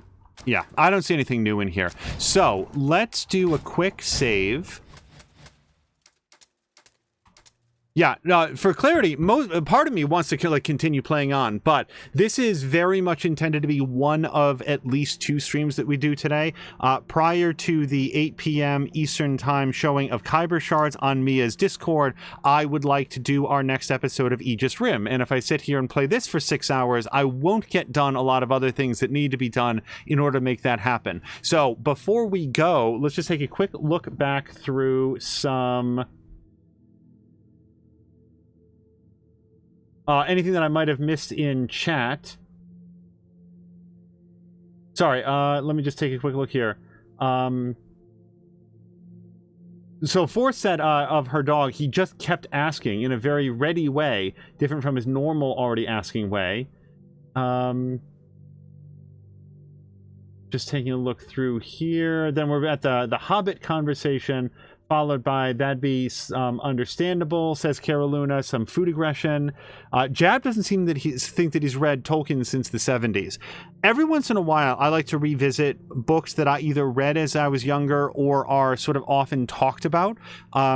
Just off the top of my head, 1984 by George Orwell. Very good book. Like, I actually really enjoyed that. I will say that there's a solid...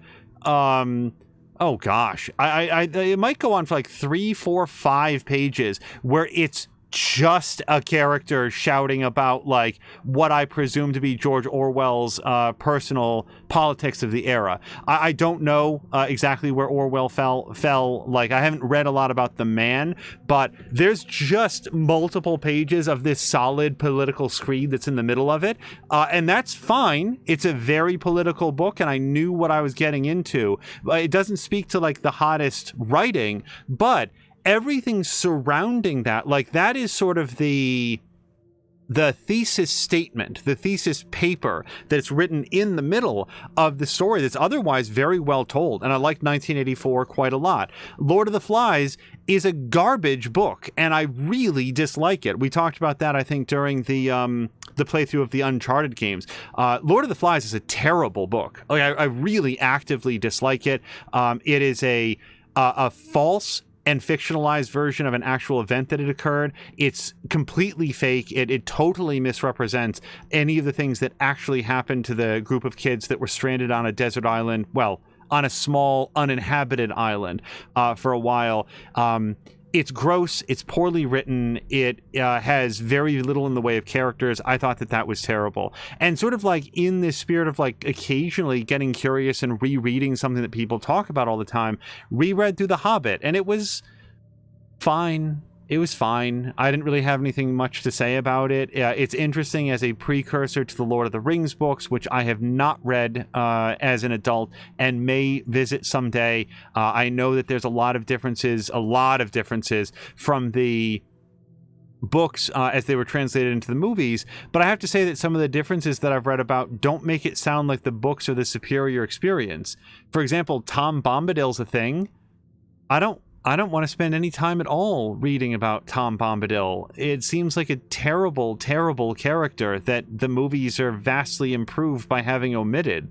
Maybe I would feel differently if I read the books, and should probably do that. And by the way, I want to make it clear, I'm not substituting. I'm not saying that like the books, like the watching the movies are a substitute for reading the books. I'm acknowledging that from what I've heard of the books, they don't sound particularly appealing. And given the fact that I wasn't particularly entranced by The Hobbit, I'm not sure that I feel motivated to read that as opposed to any of the other books that exist in the world that are much more interesting. And I do read a bunch between streams. I just feel like books are a harder topic to cover in stream, because unless I have a particularly strong opinion of it, whatever book I'm discussing, a lot of the viewers may never even have heard of, much less have an opinion for like an impromptu book club during a game like Mad Max. That's what we're playing, right? Mad Max. So that's why it doesn't come up in conversation as often. But yeah, books, they're pretty cool. Hello to Brian, by the way, who I did see here hello and then didn't acknowledge it straight away. Blah blah blah is saying the post-apocalyptic wheelchairs of doom, I want to see it. I can, but to imagine how she fights enemy cars in a sandstorm in that chair. Yeah, I doubt it's for very much more than getting around. I really thought when I saw her sitting in like a wheeled apparatus, I was like, oh, this thing's gonna be loaded to bear. This is gonna be like the Inspector Gadget of wheelchairs, and then it's just like a motorized wheelchair, which is fine. I had expected a little bit more when I first saw it. Maybe it still has weapons and like flamethrowers and stuff. Maybe it has like a shrapnel gun that it just like explodes out the bottom and cuts everybody off at the knees or something. Like, there's still room for that. Killer saying Mad Max Payne. And then Jav's been reading 40K lately, which I assume is like Warhammer 40K. I only know of those books. Like, my understanding is that there's a whole series of novels about like an Imperial general who is a gigantic coward, but everybody mistakes his cowardice for great bravery because he accidentally does things well. And I kind of feel like that would be a lot of fun to read. Otherwise, I'm curious what a novel set in the universe of Warhammer 40,000 would be like, because at least based on the way that they're presented in other fiction, it seems like the only space there is for anybody to spend their days is hacking each other into bloody parts. Like, it seems like that's only the only thing that anybody's ever thinking about. How do I acquire the means to eviscerate my enemies while preventing me from being eviscerated? So we got to talk about the Space Marine game that was made by Relic, because I didn't enjoy that very much. It was very samey very quickly, I thought, and I did play the whole way through. Now, Borlak has something that sounds more appealing. Hello to Borlak, and by extension to Lady B. I have a fair few 40K audio books. Those might be fun to listen to, especially if they have good voice acting. However, we have finished the save, and that's a good outro. So what we're going to do now is hopefully avoid any weird audio feedback as we find somebody to raid over to. Alsoa TV is going offline, but the Real Cutie Pie is online. So I love to raid over to friends of the channel anytime that we can. She's been offline for a while, and I don't actually know the cause of that, but she did announce on Twitch that she's back, so I'm glad that she's here now. Kara Luna says thank you for the stream. Well, Kara Luna, thank you for the stream.